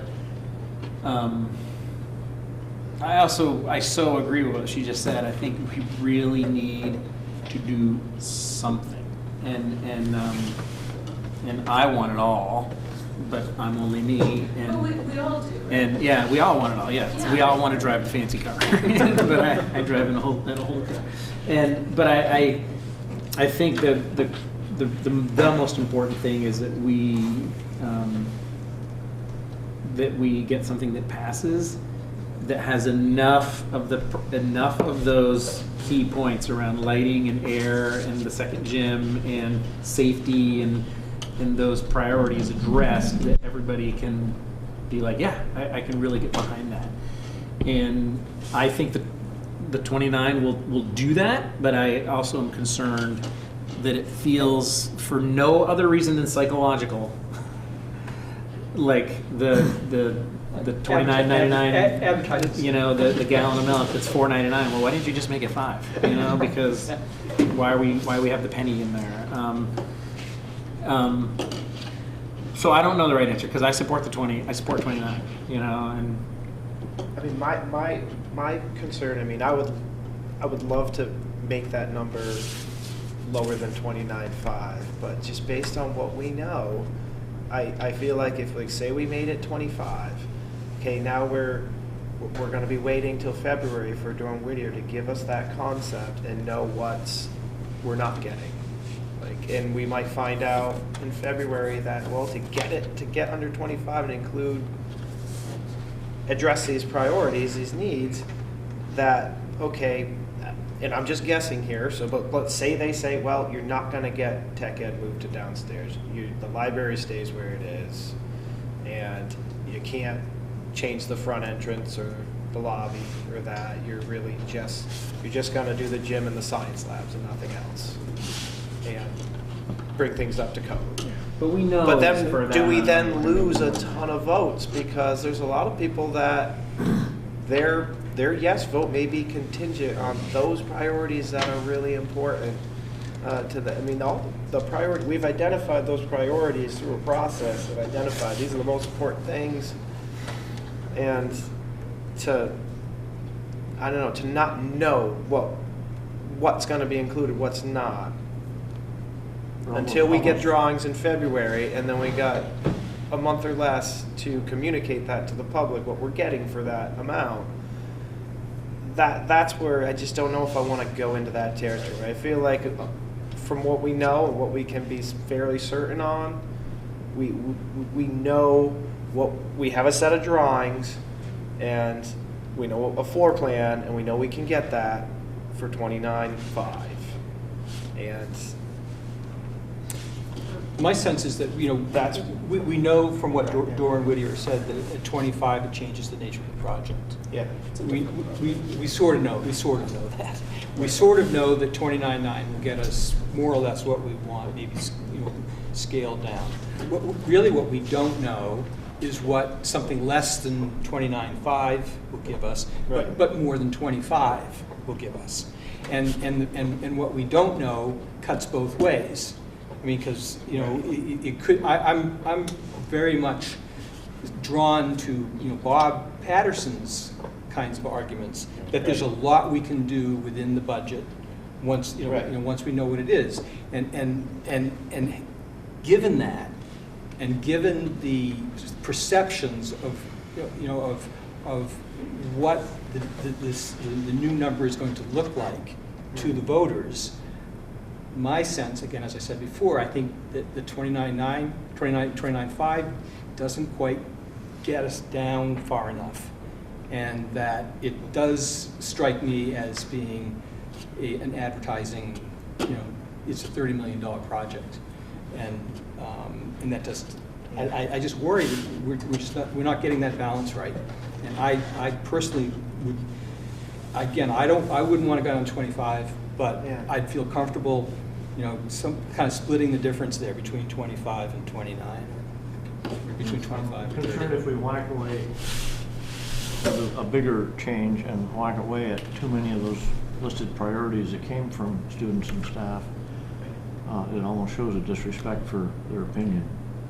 But that's what I'm trying to say, is that we're not necessarily doing that, because there's a lot we don't know on the side of savings. We really don't know what this is. but then we're really kind of hoping that Right. if we We're don't hoping go it'll to come the in lower, maybe 29.5, we're 27. hoping that But at least we're covered with 29. somehow No, but we have to Bob do something gets. to vote. we have to Right, become- but we have But we need people their who have votes. offered to help us do that. So I guess the question is, do we have confidence that the people that are gonna, I don't even know how to word this because it's all hypothetical. Confidence in voters supporting a plan, I don't know. Well, I mean, do we have again, it goes back to my confidence in the 29.5. I feel like they said they can get there. I trust them. They do good work. They'll get there. If we drop it lower, do we have confidence that we're going to find that other $1 million somewhere that we can maybe take out? Like I know Bob mentioned the sprinkler systems. I think there's a lot of what ifs that we could look to pick and choose and take out that might not necessarily impact the priorities, but do we take that chance just from a psychological standpoint? I mean, I just have a hard time putting something out and not being able to fully explain it. I feel like I'm a pretty straightforward person, and if somebody walks up to me in Shaw's and said, hey, I heard you guys are doing a $27 million bond, how much is that going to change from the $36 million or the $35 million one that you guys just proposed? I'm going to say, I don't know. I'm not sure. That's my concern, is if somebody comes to me and says, well, in that $25 million bond, is the lobby changing? Right. And I can't say yes or no, but at the 29, I can say yes. Yeah. But you're saying that you can't say that between now and when? Between now and when we get drawings in February. In February, so for the month of January. You can't say that. Mary? So don't go out in public. I have a question for you all. How confident are you that you can get a yes vote on 29.5? I mean, that's sort of part of what's being talked about, is if you have to have a budget to work with, and if you get a no. So hearing your need for confidence of really what's needed for the building is one thing, but another question is just, I mean, really, I'm interested what your gut feelings are in terms of people you know, your neighbors. What do you think? What do you think they'll vote for? I think with the right people on board spreading the word, I think I think we Absolutely. nail it, Yes, personally. exactly. I think we would have nailed So that goes 35. back to Sorry, really selling I it. seriously think we would have Yeah. nailed 35. We just didn't get enough word out, and we didn't, a lot of people thought it was gonna pass. And you might have read through 150 comments, but you didn't read through all of them. And there are a lot of people who, it's pretty much half and half, honestly. Well, So, for all of those things. So there are people that we are not hearing from that we need to get together with. And communicate this in a way that everybody understands it as well. There was confusion. People were confused by the brochure. Some people were very confused by all of the misinformation that was getting thrown here and there. It was like Jell-O getting thrown against the wall. But I am very confident that we can get this at 29.5, and I'm hoping that we can come in lower for the actual amount.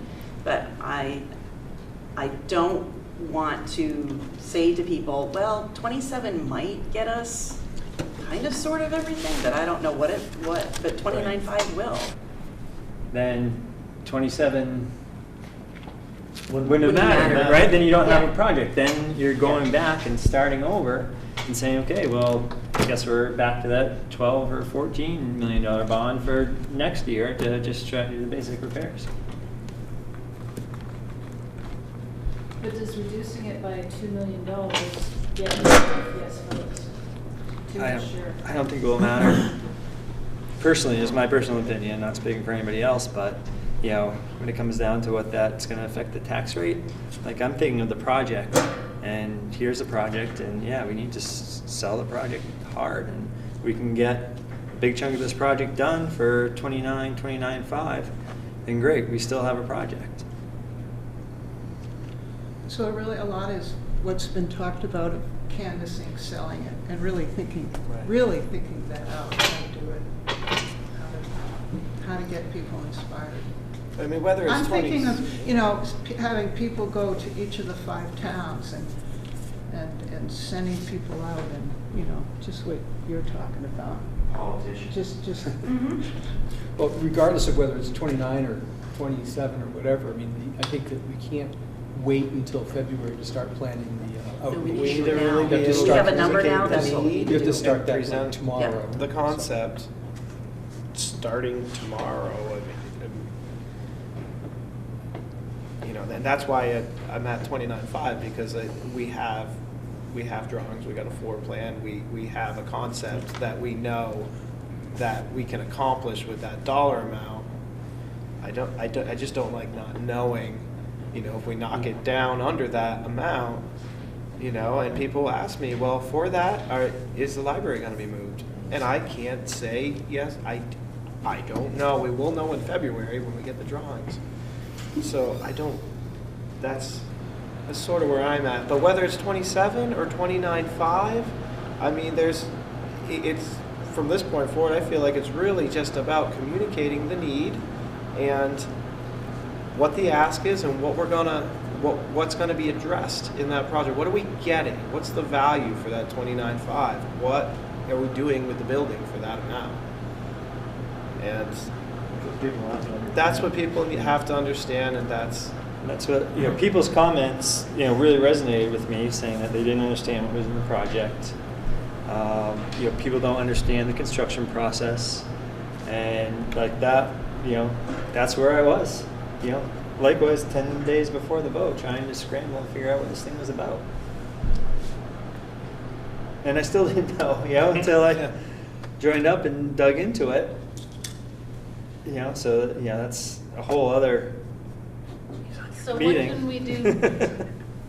What can we do differently this time that we didn't do last time? Elementary school parents, that's huge. Yeah. That is huge. We need to have dinners, groups of people getting together, say 10 or 12 people in a house, having a dinner together. They talk to their friends, and then it just spreads out. Because I'll tell you, I have the voter data, and that is not the age group that voted. But they're the ones that are going to be impacted by this. Their kids are. And I've heard from some of them, they may not stay if we don't do enough work to this school, they will move. You're saying they didn't vote? A lot of elementary school parents didn't vote? A lot of them did not vote. I mean, we only had 29.96% of the eligible registered voters vote. And That's with the windstorm as well. So. well, right, and we had the weather too. So Moncton and Lincoln and Starksboro, they didn't have power for a few days, and some people didn't even have power. They had power. They didn't get power until after the vote happened. So, you know, when people are thinking about their basic life survival, they're not going to go out and vote. But definitely the elementary school parents. And Just one last thought about the survey is that 85% of the people who responded to the survey voted yes. But still, I read a third of the comments, and many of them said it needs to be less, even though they had voted yes. Right. So the survey was fascinating to me because of this data that it dug up, and because we have had kind of a small sampling of the community here to try and balance a consensus with. we definitely listened to the people that said, I did vote for the 35 million, but I'm also hearing throughout the community that it does need to be less. And we've listened to that, and we've worked to address that. Right, I think we know that it lost by such a narrow margin. I think the hope is that the people who voted yes for it because of the content within it are confident that, well, the same stuff is still going to be there, everything's just going to be scaled back a little bit, and it's going to be a little bit cheaper, which is awesome. And the people that are on the swing level, maybe, that's where we get that extra 4 or 5%, and hopefully with doubling the voter base that comes out is the goal. Yeah, hopefully we get a lot more people to swing the other way. Because for the people that voted yes, in my opinion, there's no reason to vote no this time around. So as long as everybody comes out and votes yes, that voted yes the first time, that's, how many votes was that? Well, we need more than 61. Yeah, 61. You can't go by the last. Can't go by the last. No, I know, but that's No, but that's we at need to least have at least that's that at least many. a start. We Yeah. know Yep. how many. Yep. Hopefully, We will drop a lot of yes. And, I mean, the whole, I mean, I was just speaking of Starksboro, I mean, the whole town meeting sort of thinking is much more instilled in the older population, not in the people who are new. They don't, you know, a lot of my neighbors, the older people, they would never miss a town meeting. But some of my friends who have kids, kids my age, they could care less about town meeting. And so we can't really extrapolate the results from last month to what's going to happen in March. So the people And I that- heard an awful lot of, I just heard a lot. Parents who came here, many of the folks who I knew in this room, when we were writing stuff up on the sticky notes, many of them didn't have kids. Their kids were either in high school or they were already out. It was great touching base to say, hey, how's so-and-so doing? You know, but not a lot of young parents. Right. And that's the That's population huge. that are going to be directly affected by this. And there's a lot of them. Well, I also think, because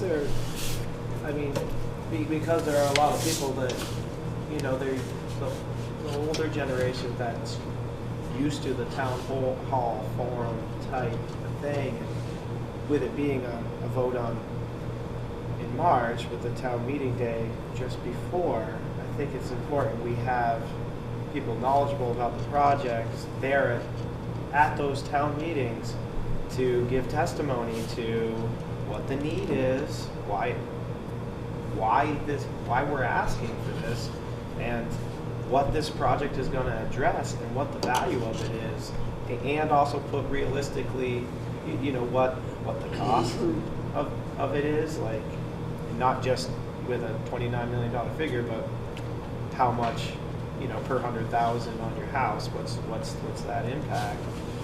And that's not considering income sensitivity. Right. Which many people who live in the average $200,000 But to a lot of people, the entire understanding of the need here is totally, it's if they haven't been coming to these meetings, reading our meeting minutes, watching TV, it's totally news to them. And that's probably why a lot of those people didn't come out and vote, is they probably just didn't feel like they were informed, so they would let the people who have been invested in the process and more informed do the voting. But we really need to take advantage of that opportunity, town meeting day. You're right. And inform people as well as possible, but not just of the cost stuff, but to understand the need and what we're going to get in this project. And we have a communications committee. We'll set one up again. I don't remember what our charge is. No, but we stay in force okay. until So we'll hash that out. And I think the testimony helped too. I didn't hear from people when I spoke about, as teacher leader for PE, and I gave numbers on people just, unless you are in the trenches here in this building every day, working as a phys ed teacher, you don't know that we have 22 sections of phys ed, 8 blocks in the schedule, and we're sharing the gym. We have at least 2 classes every block and 3 during a lot of blocks, and what that situation is in the building every day. So we need to educate the public to that degree as well, or the situation, with the library and it being crowded and kids, finding it that they can actually leave during their free block, go home and get more work done than stay in the building, and because they can't get access to a quiet space in the library to work because we're using that space for so many other things. So those sorts of needs, we need to educate the public on those needs, the educational needs, and how this project is addressing it. Allison had a great idea last week. We reached out to Jess, to department heads, about getting their help with why it's a need and not a want, these priorities. Just the exact way that you did last week. Right. That was huge, I think, for a lot of people that were here. When they actually heard that about the gym, it's not just extracurricular in the basketball team. Right. It's actually everything runs, it's planned, it drives everything. The learning in this building is driven by the gym and its accessibility. That's huge. So we need to have that for all of those priorities from all of those people. Why is the library, I understand why the library move is needed, but I need someone who is in that to explain it in a way. I understand the library that we have is not we don't need a library. We need a learning center, which is a media center, media learning center, so much more than your traditional library. But we have to have that explained somehow. And all of those priorities, we have to get that done.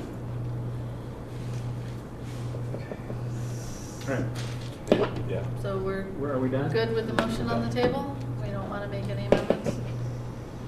Okay. No need for a next meeting date because we're done. Does anyone else have anything that they didn't get a chance to say yet? Out there for the public comment? It's kind of like also you need to do like a voter registration drive, offer to go and pick people up, to bring them, but to get people to come and vote. Absentee ballot, college kids. Well, when Fred's running for his,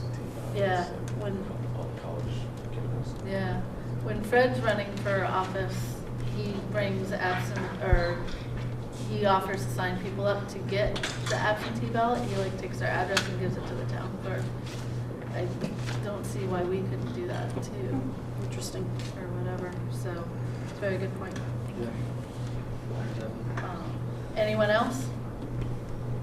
You've all been. I hope y'all had dinner before you came. No. I didn't either. I went right from a client meeting to here. So I will entertain a motion to adjourn if anyone would care to make that. I will. Is there a second? And Denise. All right. All in favor of adjourning? Aye.